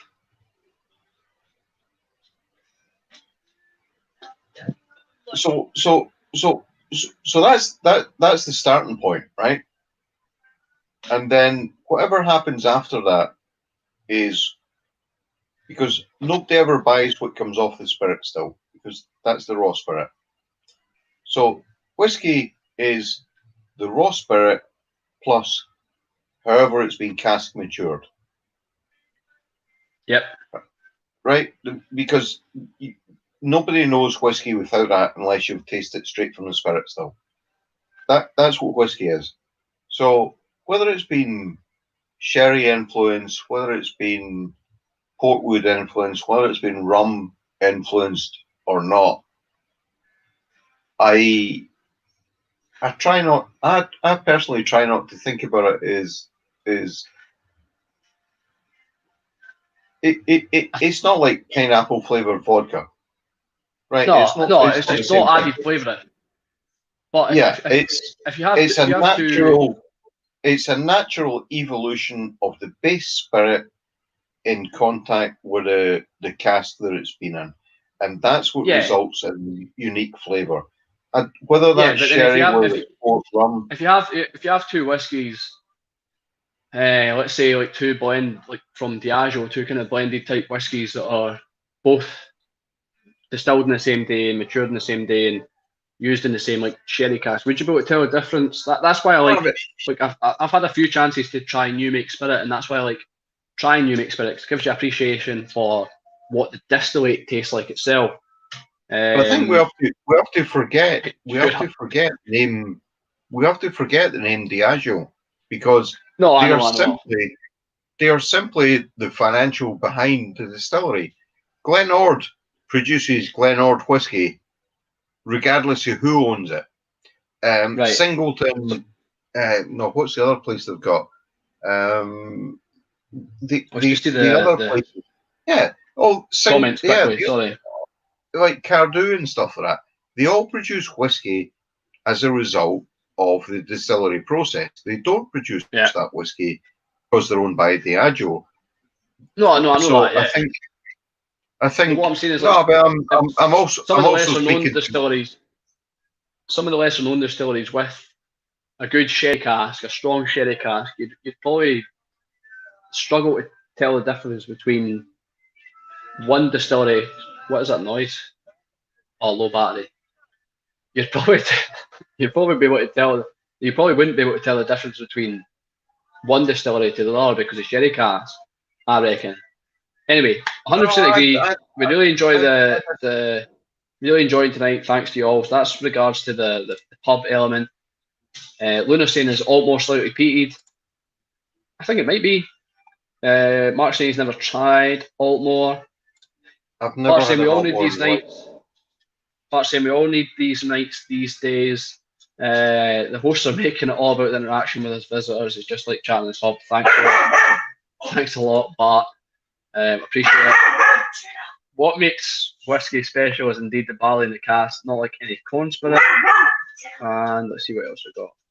Yeah, people are speaking between themselves, which is great.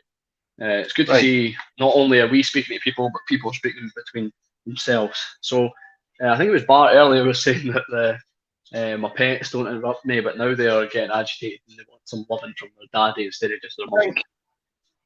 What was going to say? Just I don't know if we're finishing or not. I see you've got your pussy out on the table, but that's okay. All right, my pussy's just on he's on his feet.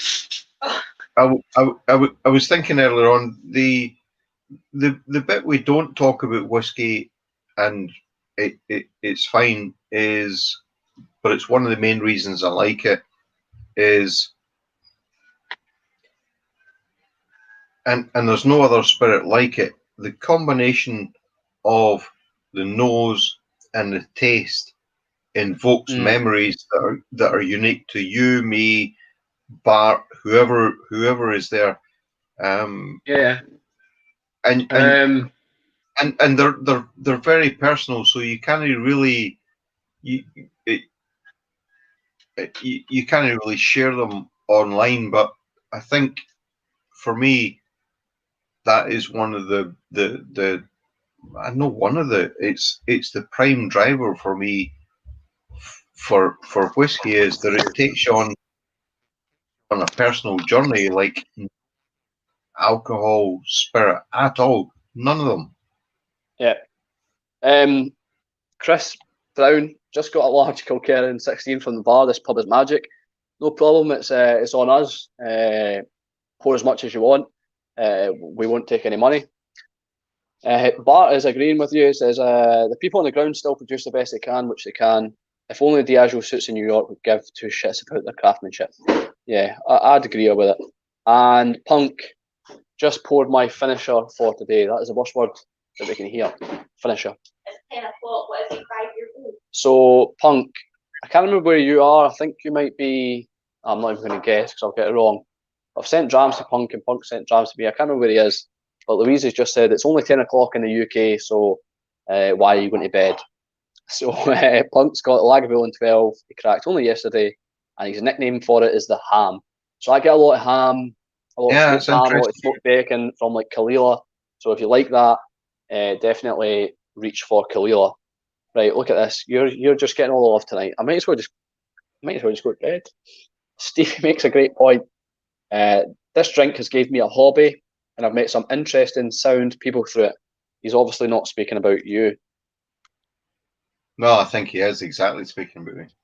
No, but it's true. It's like because we're a bunch of guys, right? We can't. No. Because we're a bunch of people.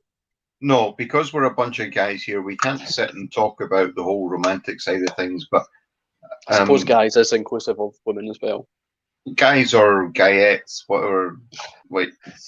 Guys is, I think guys and folks is the same. Like, yeah, guys. Well, you guys, you folks. Okay, whiskey drinkers, which just universally call them whiskey drinkers. There's no other spirit, and I'd love somebody to correct me. There's no other spirit where is wine in the same characteristic. I'm not trying to. No, but is wine? I think from wine, whiskey has given me a good appreciation to be able to nose and taste wine, but there's something about whiskey that just stirs up memories that there's nothing else, does it? Right. And we can't sit here and talk about it because it's like, you know. Tonio, double Edgedour, just poured, still to crack my Kilkerran 16. Well, get on it as soon as you can. Can someone slap Stevie in the neck? That's because you were saying guys instead of. It's inclusive. Everyone's involved. Luna is happy with guys and guisettes. Cool. Punk says it's 23:13 here in Austria, and I do love my Kalila. So it's 11:15 over there. Bart's laughing at guisettes. Stuart, who was that guy in Austria? Guy X. You read it in your first. Who is the guy in Austria?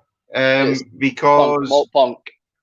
Has he tried the Coela non-peated? So Punk, have you tried the Coela non-peated, which is a 17-year-old?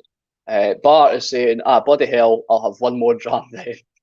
I mean, I'm almost finished my dram, so we might as well have. Is that the guy that said 11 o'clock? No, Bart will be at 11:15. He's in Amsterdam. Yeah, he will be. Hey, is there no time for one for the road? Your dad's saying it's time for one for the road. Oh, another one for the road. What are we on now, 2? So you've got another 3. Are we on one for the road? One for the road.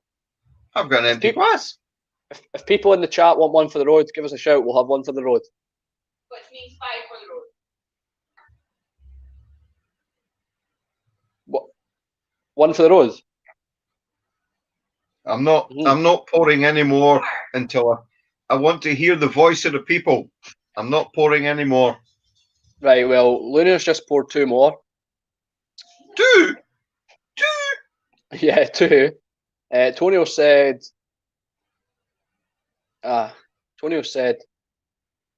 exactly right. I wasn't into cognac too, but when I got back to it, it's a big letdown. Whiskey rocks, lol. Yeah, so there you go. You've started a trend. This is going to be hashtagging on Twitter all over. We're going to be millionaires. Yeah, you should. One for the road. One for the road. One for the road. Mark's asking what are we pouring next. That's close enough to one for the road. Bart's saying another one for the road, part 4. All the girls should pour it. All the girls should pour the one for the road. Bart, get your missus in. Get Bart, get Claudia to pour your dram. Mark, get your missus who's very upset with you to pour a dram. Chris is saying, yes, I need one for the road, gent. Get your missus, or if you've got a partner that's a guy, get your partner, lover, whoever to pour you a dram. Get them to pour a dram now. Right. Yeah, Mark's asking, what are we pouring next? What are we pouring next? Willie, what are you pouring next? Willie's saying two for the road. Someone's saying two for the road. Two for the road. Willie's just poured the last of Ben Nevis. Des, who's just decided all of a sudden to start interacting, just lurking in the background with Roy Withdrawal. Answer is C. No, Des, we are not doing a whiskey quiz. What are you pouring next? Just get a drink down you. Jesus. Right. This is not a quiz. Sharon's coming to pour me my one for the road. Right. Well, by the way, guys, hashtag it. Keep it going. One for the road. When I go to my dad's house, I'm like one for the road. When I go to Whiskey Wim's house, I'm like one for the road. Shazbot. I'm not sure. No, you don't have to go on camera, but choose me one for the road. Your dad's asking Shaz. Dad's asking Shazbot, and she said, I'm not going on camera. She says, you don't have to, just give me a drink. Hi, Shaz. Louise says, hi, Shaz. Tony's saying one for the road. Come on, hurry up. Shan says, hi. The camera's pointing this way. Tonio, I poured a double. Let's do it. Go, go, go. Mark, a whiskey bond. I've had one of the Dutch ones. Stevie. I've had one. Stevie. My missus poured me a pint of water. Cow. Kidding. She poured me the last of my Aaron port cask. Jeff, just pouring Glenlivet 12 illicit still for my last one for the road. Hope it's better than what I've heard. Glass of 30-year-old up here. Des, Rock Oyster 18, good choice. Hope you enjoy it. Chris Brown, hashtag one for the road. This must be the funniest live stream I've attended yet. I don't think so. Surely not. My one woman for the road. Who is embarrassed by her fleecy PJs has passed me a Billy Walker 30-year-old Glenglasgow is my last. I should hear your dad. My woman. My woman. The woman. So, right. By the way, Tonio, that's getting discontinued. So that's liquid gold in there. Right. So Tonio says no quiz. It's not aquaviti. That gave me a headache. FFS TBH. Lol. That's a lot of acronyms. Wow. A lot of acronyms. Cresimir is asking if the rock oyster is good. Des, hope you're enjoying it. Luna, just drink loads of waters. Just drink lots of water along with the road thingies. Yeah. Dad's not any more. I know. Dad, Stevie, you need to have some. I can't call him Dad. That would be weird. Stevie, you need to have some water. Hey, who's your daddy? Who's your daddy? Louise says you need to have some water. Yeah. Where has Des been hiding? My woman.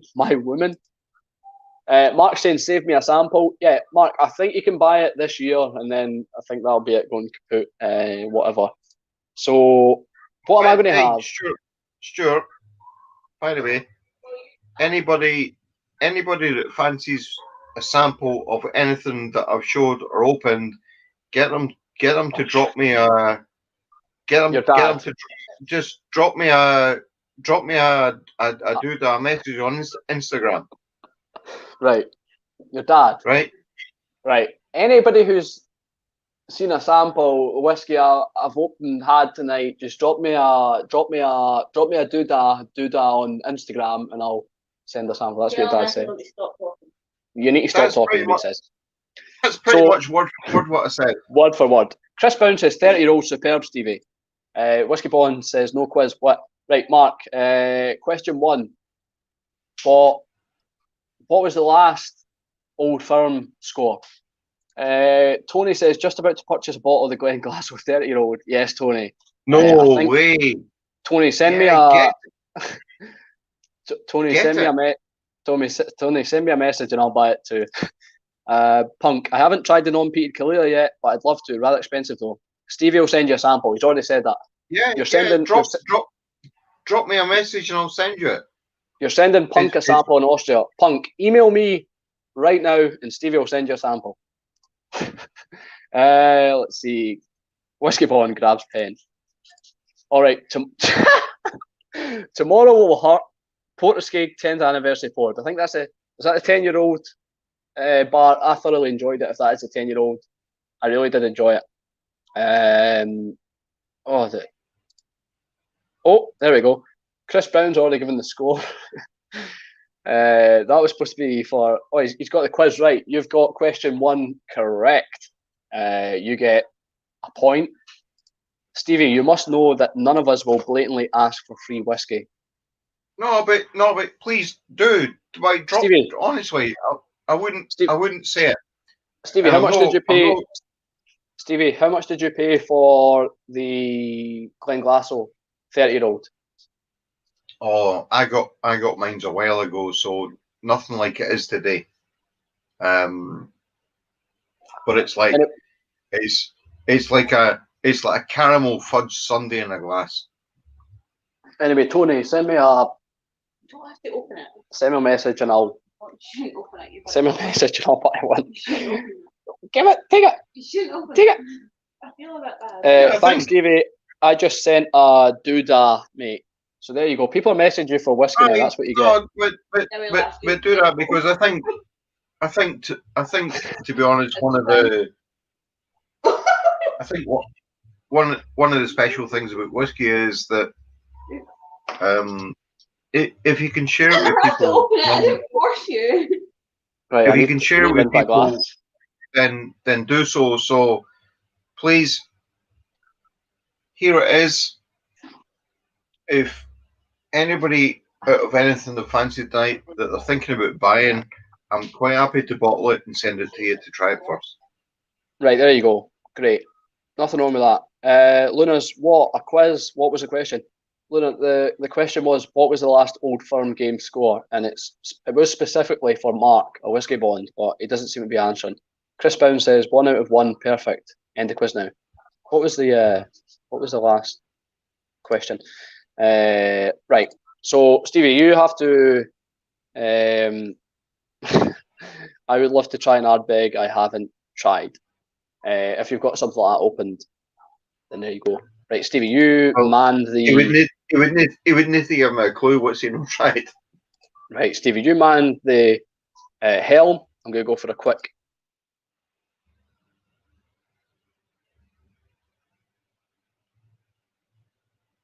You're going to go for a quick what? I just realised I muted there. Yeah, I'm going to go for a quick toilet break, and then I'll open my whiskey. And Whiskey Bond says, "I'm here. Sorry, she's just flung me out." Is she flung me out of the house or out the room? It's quite surprising that for a young man, Stuart, you've got such a small girl's bladder. You can't say I've got a small girl's bladder. That is not like you have to say I've just got a small bladder. I've got a small bladder because we've got a small. No, you've got clearly got a feminine bladder, a small one. Because I've been here all night and I haven't left this room. I know, Stevie, you've maybe got an issue. Right, I need to go pee. So you need to go do that. Aye, so you keep the helm because I'm not going to have my headphones on me, right? Because I've had to change the wire. You go. People are here for me anyway, no for you. It's fine. You go. Love you.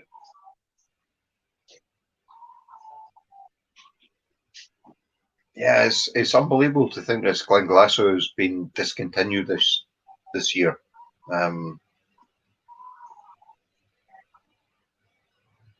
It really is like a toffee caramel banana sundae in a glass.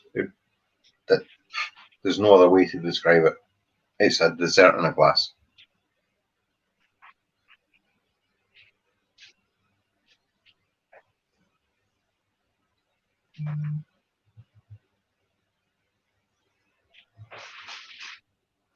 Unfortunately, I can't see anybody's comments, so well, Stuart's away. I can only talk crap till he comes back, and this is just fantastic stuff. I think it's just it's an exciting time in the whiskey industry, but at the same time, it's quite sad because if I think where I was 10, 15 years ago when I was starting out and just starting to appreciate it, what you could get for your money was unbelievable. When I think about the stuff I've had, drank, finished, I had, for example, I had a 33-year-old Glendora, which I was Everybody's letting left because of you. Stuart try when he was like 17 and stuff like that. And now it's selling for 1,700 quid, and I never paid that kind of money for it. So it worries me where the prices are going in relation to whiskey, because Sorry to interrupt. Were you saying something important? no, So I never say anything important. Bart said he'd love to send you a Springbank 15, but I think he has tried it. I'm sure you've tried it. Tony was saying, can we stop bringing football into it? I'm a rugby fan. Passing the ball backwards. Tries. Who brought football into it? No, nobody. Girls can hold it much longer, honestly, except with tea or beer. I thought the question was, who's your daddy? Don't be such a social. Wrote the email, but this time I want a chance for revenge. Right. Yeah, send me the email and Stevie will get you. What was it? You wanted 30-year-old. Stevie will get you a sample of that over. Oh, there you go. There's a great. Get the camera around and show them. Okay. Let me just get you onto. There you go. So yeah. So this is a room where this room actually started off as a library and a home office. Now there are no tales of any books here. There is no home office here. It's purely a room dedicated to whiskey. It's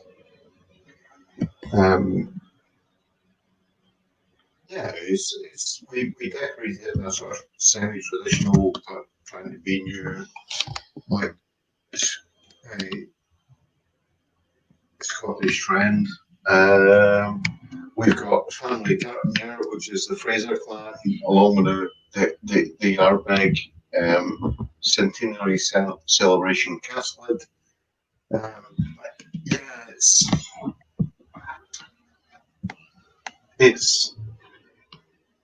I don't know if it does it justice. I'm a big fan. You can see Freddie Mercury's in there. I'm a big fan of everything to do with Scotland. Yeah, yeah. Righty. Aye. I don't know. It's What's that? It's been a long time coming, and it's Right. So, Stevie, a question for you. Don't take too long on it. What age were you when you started? Bought a Glengoyne 12-year-old for my son's birth. I was 30. He's now 34 soon, so I'm assuming that was like his first bottle. So he's 4-year-old. He's been 4 years into his whiskey journey. He's not 4-year-old. No, I think because I really couldn't stand the stuff before. So my older brother, my uncle, Johnny, that we spoke about, were into it. I could never. I was never part of that. And I think I was probably in my 30s before I got into it. Mark Slinger, Steve, I've never tried a Glenglassaugh. What do you recommend me to try first? And Kresimir said go for Revival or Toffra, which are their core expressions. Do you agree with that? No, I don't think they're their best expressions at all. I would I would tend to go. There's a Glenglassaugh sherry finish, and there's a Glenglassaugh portwood finish. There's also a peated portwood finish. I don't think the Torfu and Revival do. You like the Evolution? You've got the I've got that here still. That's your bottle. Yeah. That was a good. Yeah, whiskey. I don't think they do it justice. So Tony's saying, Stevie, a friend's dad had 3 bottles of Bournemouth Black, paid 95 a bottle, and now sell for 10k a bottle. Des said, a quiz: is Stuart's bladder A 100cc, B 200cc, or C 300cc? And we've got 10 cc. Can turn into an ask that question easily. Size of Stuart's bladder: smaller than an American double ounce. The yearly output of Daft Mill. Come up with a C.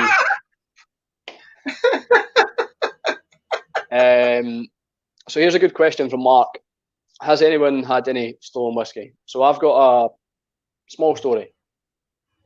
My friend came round with a whiskey that was supposedly 40-year-old Macallan, and it had been circulated via people through wine bottles.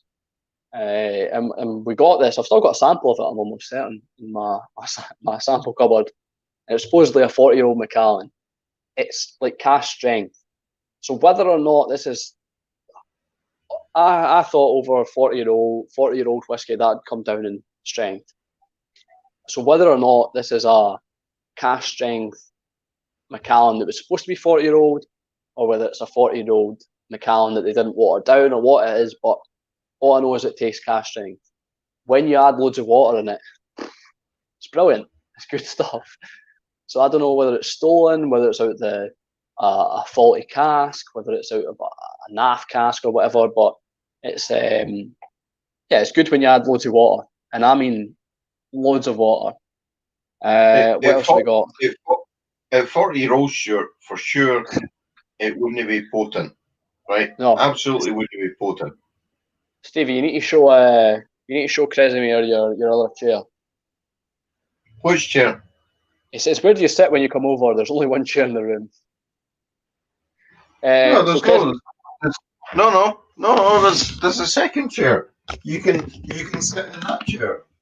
But Kresimir, I usually sit on the floor because my girlfriend's sitting on the chair. Or the dog.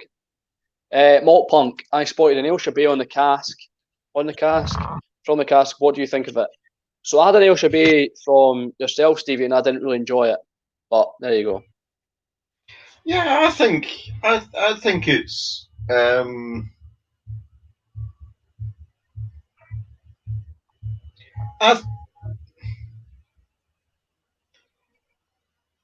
it's not a go-to malt, but I actually think it's quite a good shout for what it is, and you would never expect that it was a non-Islay whiskey. Brilliant, Stevie. Thanks for the wee tour. Would love my missus to sign off in a room like that in my house. People talking about. Tell whoever that was to put some pants on and tell his wife. Yeah. So someone's had. It might have just fallen off a truck. Yeah, it could have. I've had almost 40-year-old Macallan. It is stolen, thick, and it was packing with flavour. So yeah, what I had was definitely cask strength. I don't know what it was. I mean, it was definitely potent. Bart's asking, what do you mean stolen? So Bart, there's a thing in Scotland, and Scottish people aren't always the nicest. They're clever, and they can come up with ways to not hijack, but you always hear this term in Scotland. Oh, it fell off a truck, and that usually means it's stolen. It's nicked. Yeah, it's nicked. Stevie, Stone Island jackets? Boy, hey, no, they were original. Sharp. So you get a lot of. Stevie knows what I'm talking about because this is common in Scotland. You get people selling maybe off-brand things. Everywhere, man. It's common everywhere. Yeah, I know, but in Scotland, I feel like it's more. Is it not a more common thing in Scotland to say, "Oh, it fell off in a truck"? Is that not a Scottish thing? So. I don't think so. It's a European thing. We're not European anymore. Easily one of the best drams I've ever had, which is the stolen whiskey. So there you go. Wouldn't we all love a bothy with a fireplace? Yeah, bothy with a fireplace would be lovely. Absolutely.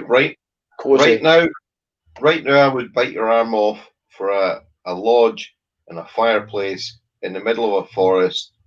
Boom. Wait, what am I saying? Fireplace? Hearth. Yeah, it would be. So Mark, you didn't answer, but the quiz ended, and you didn't get the right answer. The right answer was 1-0 Rangers.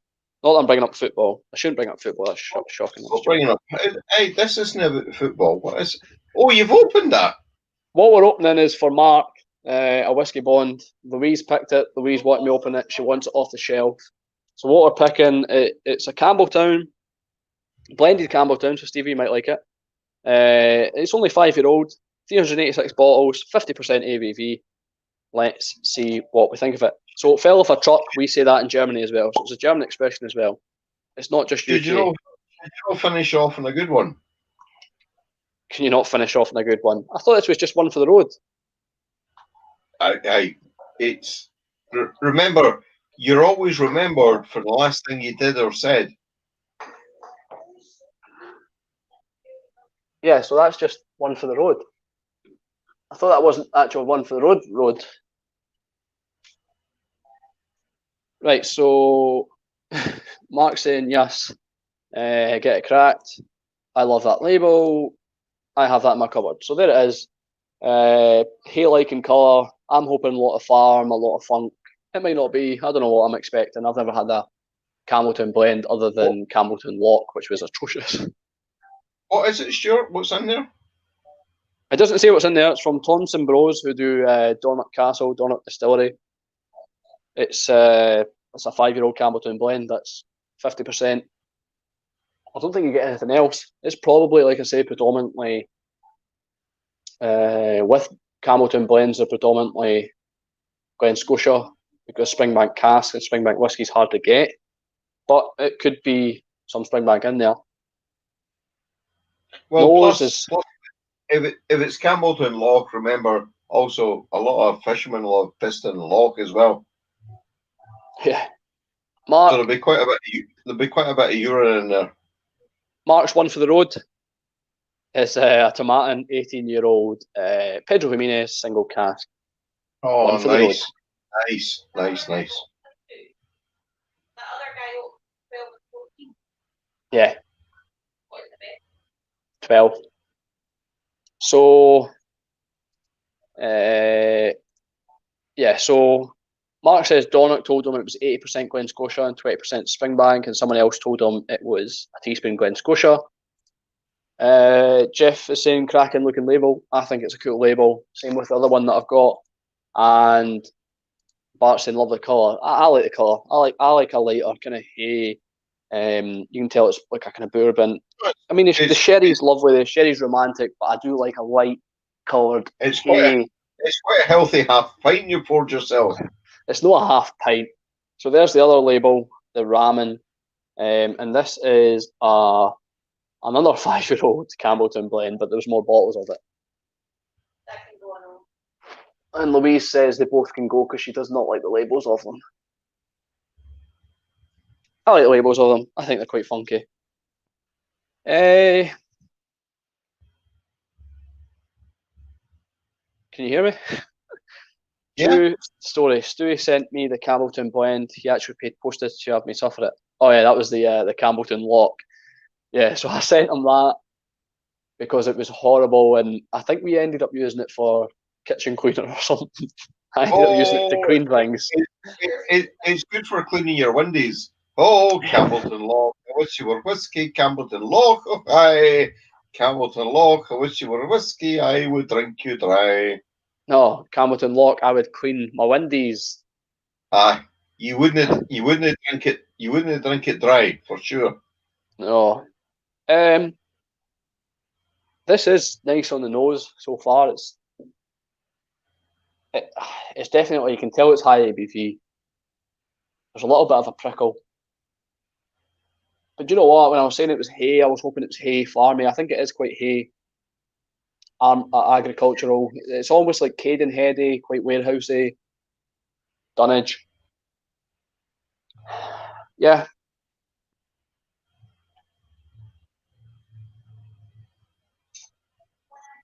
Mm. I mean, that was only £40 a bottle or something, or £50 a bottle, but pretty sure it was like £40 a bottle. But damn, that's good. It's not a spring. It's not like a Springbank. It's not funky. I wouldn't even go as far to say as I would say it's a Campbelltown. I couldn't necessarily pick out the Campbelltown in it, but it's more like an independent bottled, I don't know, Highland or Speyside. It's got that kind of raw edginess to it, but it's not as funky, as dirty as Campbelltown or as Springbank, if that makes sense. And I've not had a lot of Glen Scotia to buy. I think it's how I would describe it, like a subtle Campbelltown.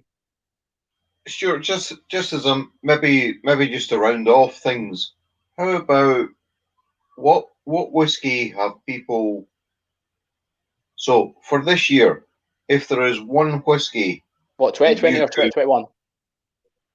This year coming, so 2020. Well, we're not in last year. We're in this year. Someone did ask what whiskey would we buy this year? Like what If whiskey? there is one whiskey you would like to try this year, what would it be?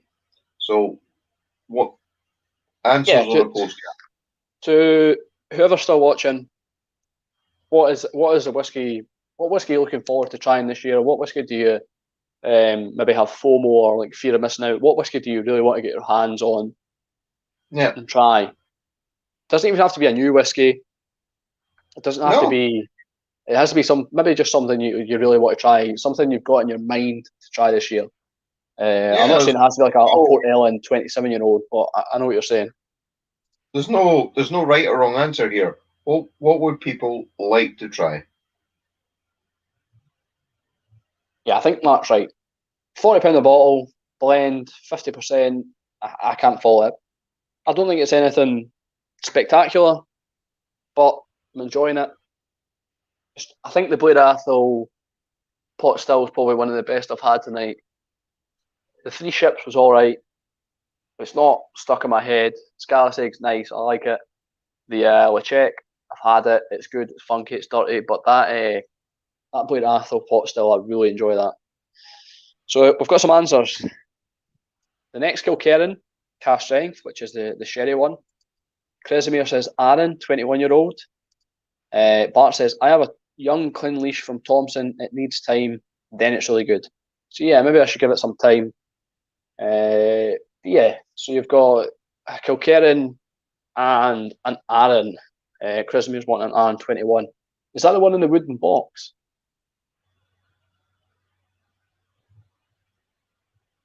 Yeah, maybe this needs some time because the Three Ships, once it had some time, it definitely opened up. Springbank 21 for sure. That's a big one to go for, Punk. But yeah, if you get your hands on it, definitely. Tony, I'd love to try something from St. Magdalene. So, Stevie, I'm pretty sure we could arrange something here. I could probably help you there. It has got cork in it, but I've tried it and I really thoroughly enjoyed it. I almost took it off Stevie's hands, but I didn't want to because I felt bad. Yeah, I think I've got a wee drop left of a Berry Brothers and Rudd bottle in St. Magdalene. Well, I tell Tony to just give me a message and we'll get it together. Yeah, absolutely. Yeah, Tony, give me a message. Mark, Stevie, I want to try Glenglassaugh as a distiller in general. I've driven past it many times. So anything you can suggest, I'm sure Mark will try. Well, I think the only stuff that I think doesn't do them any justice is their the tofu and the what's the name of the other Revival.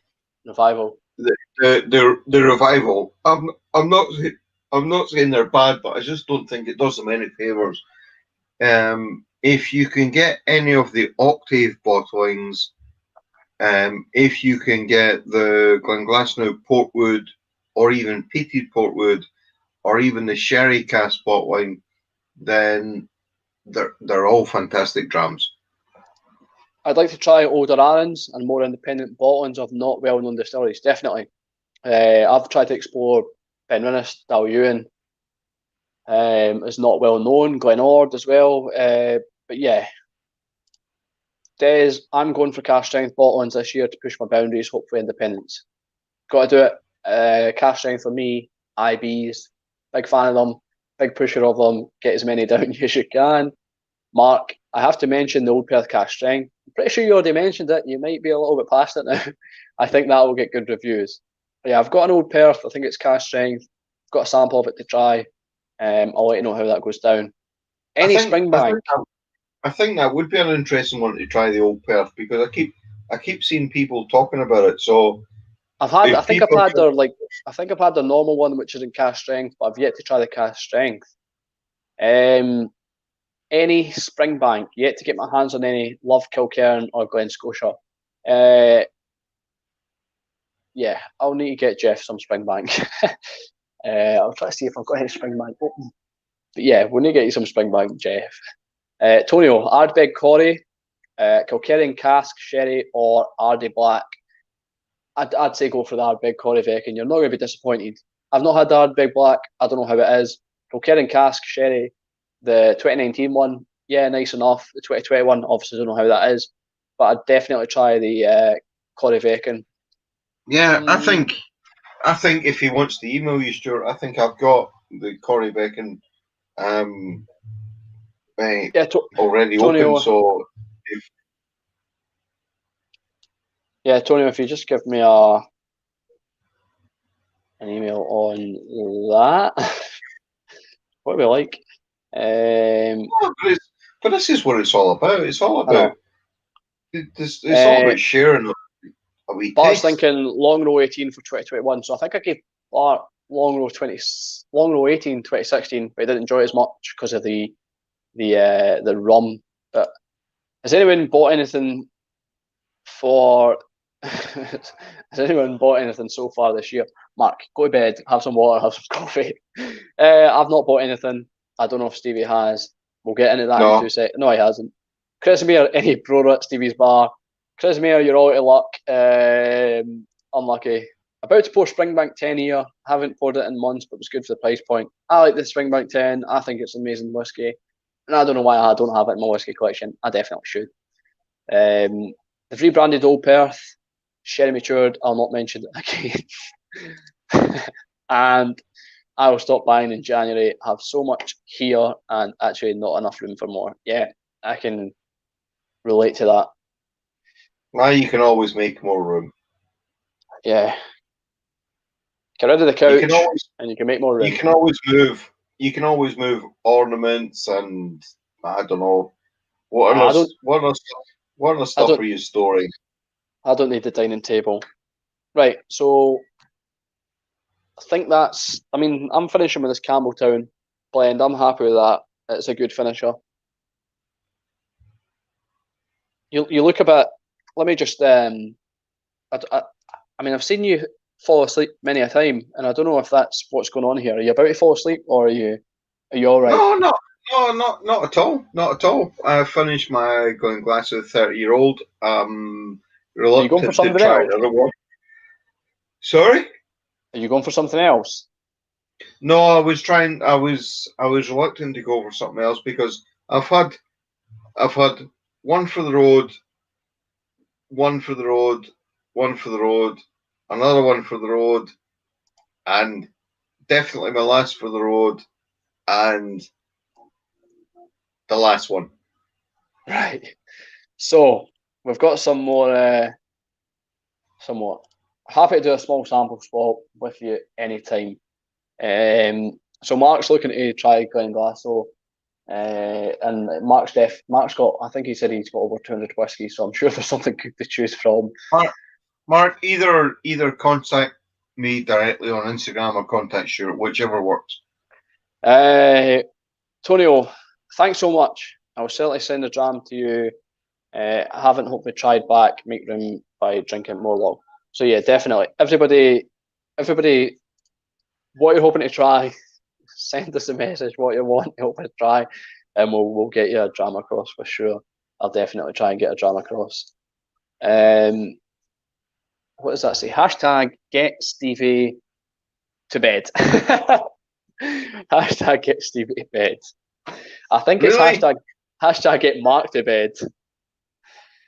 The only bottle I bought this year is another one of Bladnoch 10, the 5th. Love this stuff. There you go, another Bladnoch fan. So many roads on travel. The Bladnoch 10 I've never actually tried. But another Bladnoch fan for sure. Punk in Austria. I remember that now. Austria. Chiso. Such a great stream. Thanks for entertaining us in the strange time. Really appreciate it. I don't know if it's that great, but there we go. Hope you've had a good time. Mark said, hashtag I'm in bed. And Bart says, we are shit-faced too, Stevie. So you don't have to worry, Stevie. What is he incinerating? He's not incinerating. He's not insinuating anything. He's just saying he is. I mean, what time is it over in Amsterdam? It's 12 o'clock over there. Well, 5 to 12. The thing is, we're not in Europe anymore, so like it's our time. All right, no politics. Right. No politics. They're in Mickey Mouse time, whatever it is, right? Stevie looks sober compared to me at 3 a.m. Yeah, of course he is. Of course he is. How many people are left online? We've got 19 watching. Chris says it's been a lot of fun. Thanks. Yeah, Chris Mayer. Right. Love having you in the stream. Love speaking to you. It's good sending samples back and forth. Honestly, thanks for being here. Thanks for participating, and thanks for joining us for sure. Hold on, Punk. If people are staying on for 5 minutes, Stuart. Oh, good. This is going to be another one for the road. No, this is like the final one for the road, right? Final one for the road. Aye, I said to you earlier on, I was looking at. Great, so I'll send my sample of Bladnoch 10 if you send me the address. Just email me Malt and email me Punk. We'll get the addresses sorted, and you can send that Bladnoch 10. Midnight in Germany. Great from Willie. Thanks a lot, Willie. Bart, forgot my last name, but thanks nonetheless. Yeah, Bart, I don't even know what your last name is. Des the same. Time for the road. Slanger Stephen Stewart. As Whisky Noffy says, good crack. Great. Yeah, good crack. I'm glad you enjoyed. Right, people, I've enjoyed tonight. Going to have to go to bed. Take it easy. So I think everybody's going to go to bed. However, is it too late for this? Marcus came back with a controversial comment and said, "Go on, Stevie, one more." Are you sure? It's Mark. It's not me. If the audience demands. Hey, if the people have the power. I've never had a Johnny Walker in my life.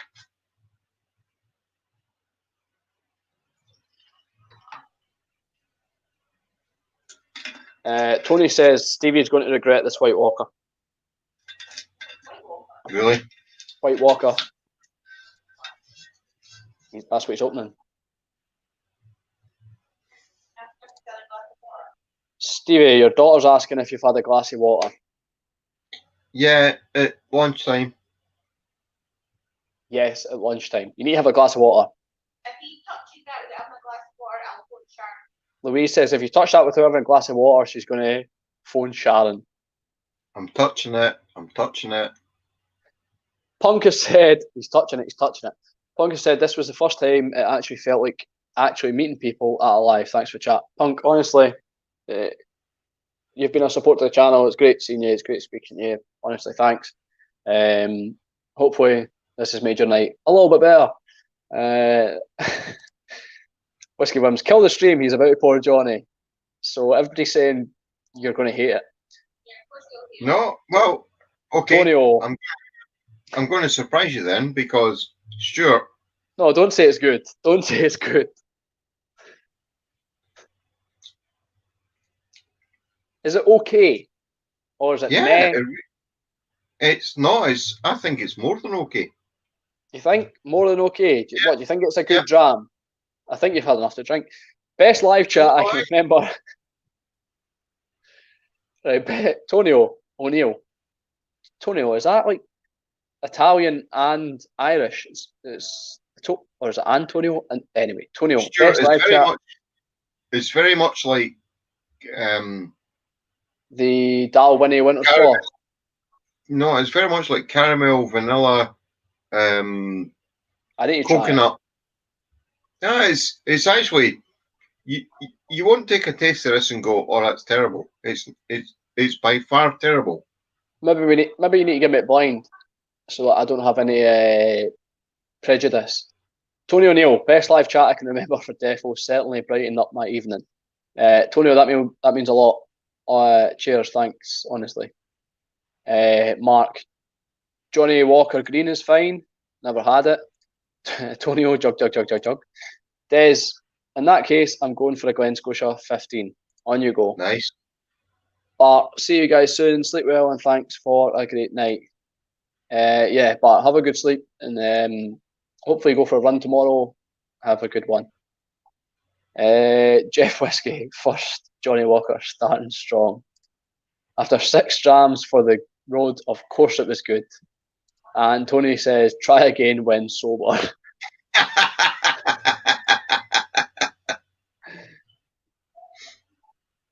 There you go. You need to give me it in a blind. Give me it in a blind with some whiskies so we can see so I can see whether or not it's. I mean, to be honest, there has to be something that Johnny Walker's doing right, that they've got such a huge... Yeah. Obviously they're bigger brand, like they're bigger. Johnny Walker Red, whatever it is, green. They're doing well, but like this one seems to have just been, oh, maybe it's not as good. We'll sell it as part of this Game of Thrones edition or whatever. That's all. I don't think so at all. That's not a second rate. Just chuck it in the mix. Might be wrong, but that's what I'm saying. If you put in, what you should do is put a couple of blind samples to me, and we'll see what the script is, because I might eat my words. If Stevie tastes the Walker tomorrow, he'll eat his words, Punk. But saying White Walker is more than okay is a bigger shocker than storming the Capitol. So you're bigger than a rebellion against America. Sleep well, guys, and take very good care of yourself. Hope to see you all soon. Yeah. Stevie and I are going to finish. Stevie's going to finish his dram. I'm going to finish what I've got left. I'm not pouring on any more. Because I've had my one for the road. I know when to stop. I know when. Well, the thing is, I'm going to fucking kill the White Walker. So you got to kill the White Walker. Don't down it. We're enjoying. It must not be that good if you're downing it. So yeah, it is. Well, I don't know. We need to wait till tomorrow, but. Do you think it's all right? No, it's actually quite pleasant. I'm surprised. All right. I thought it'd be shit and harsh, but it's not. There you go. Good night, all. Hope the next one is soon. Really nice to waffle away with everyone from the comfort of home. Not all bad. Good luck, all. So yeah, just before we wrap up or whatever, like I'll work away so we can do this every so often. I can't do it every week. But I think this year it would be good to do it more often, especially with you, Stevie, when we can't get together for a drink or whatever. Even if we can get together, it'd still be good to do just as something to do. Like I think it's a a good thing to do. Yeah, I think, And if we've I got mean, 20 people watching, 20 people joining in, there's obviously people want to watch. There's obviously people want to if talk you to want us. to, if you want to do like next Thursday, that's fine. Let's just book it in and do it because it's so easy. It's so easy to go. Nah, let's Yeah. not bother. So just No, I can't do next Thursday because I'm away to work. But in 2 weeks' Okay. time after that, yes, I can. So good night from Yeah. Des. Good night, Des. Yeah, cracking live stream. Great night, Stuart. Looking forward to the next one. Yeah, I think people are enjoying it. I mean, I'm enjoying it. I mean, you're drinking. Of course, you're going to enjoy it. But it's good talking to you. It's good talking to everybody in the audience. It's good talking to people who we've never really met, but already like, you've got like a relationship with some of these people you know, who the jokers are. Do you know what I mean? Yeah, let's It's like being Stuart, at a pub. let's next time try and do a live feed where we can, so it's more a pub environment where, see, I can interrupt you, you can interrupt me, but let the other people interrupt it as well and see what happens. Well, what we can do is we can continue doing like live streams every so often on Thursday, and then we can do like a Zoom now and then with people. I don't see an issue with that. Getting whoever wants to do a Zoom, whoever wants to go on camera can go on camera, and that's it. You don't have to go live on YouTube, so it's in the internet forever. You can just, because we're live on the internet forever. Yeah, because I think it's also quite good that we can share what we've got, and other people can share what they've got, and you could even focus on that where for the next time round everybody sends somebody something and let's see what it's about. So I've got, even though I've only got that, we drop them out left and a third. If somebody said to me they'd really like to try it, I would send them it. I don't have any problem sending it. So Jeff, I don't know if he's away, but he said, is Walker meant to be from the freezer? It is. The White Walker is, yeah. I don't know about any other Johnny Walkers, but that one is supposed to be tailored for the freezer. Yeah. Right, it's been 4 hours, and that's a long time. It's been 4 hours, 4 minutes, and 30 seconds. I felt all the pressure of keeping the whole thing going myself. I know when you fell out of disconnection, it ruined me. I thought this was going to go to pot. I thought everything was going to go wrong. But yeah, I think it's a good time to wrap it up. I don't. If I was your age, I would probably appreciate what you're saying. But at my age, I'm thinking, I've been on all these training courses about doing stuff and presentations and stuff like that, but the one thing I've learned from doing all of that, whether it's the right thing or the wrong thing, is that if you be yourself,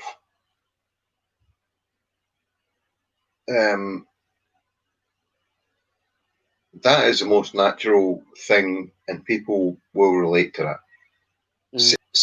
Salespeople have trained to be a specific way. That's not them as real life human beings. They're trained to be that way. So you and I are not trained to sell something. We're not trained to market something. So if you really want to translate to people your passion and just share your experience, then the best way to do that is to be yourself. End of. And if you're being yourself, you don't have to worry about being on camera because you are being who you are. No, I agree. I always try and stay honest, true to what I'm tasting at the time, what I'm reviewing at the time. I never try and make anything up. If I like it, I like it. If I don't like it, I don't like it. Exactly. And I think that's the way to be. So we'll go off on a high. We've got from Punk. You two make a great team. Thank you very much, Punk. We really appreciate it. And from Mark, great night, lads. Well done. Great drams. Chat and laughs. Thank you. Now he's a little bit drunk, but that's fine. And we've got Willie saying +1. So it seems like we've got 18 people. That's 4 hours. We've never had below, but there's 17 people. We've never had below 17 people in the full 4 hours. Now, I that's a actually long thought time you to and me, listen to us two talk. I actually thought it was just you and me talking there. I was just sort of saying to you as a sort of know. debrief that I know. at the end of the day, it's So what we're saying is we never realised we'd last this long. But there you go. Right. I'm no, gonna no, that's no, that's I'm, no I know. that's not what we're saying. Is that I'm gonna end it here. Right. I'm gonna remove you. Goodbye. And I will speak to you in 2 seconds. So thanks for joining. It's been a long journey with lots of drinks, lots of good laughs, hopefully. We're 4 hours into it, 10 minutes. How did we last this long? Thanks to Stevie. I can never say anything awkward into Stevie. We are the same person almost. But yeah, thanks a lot, and we really appreciate it.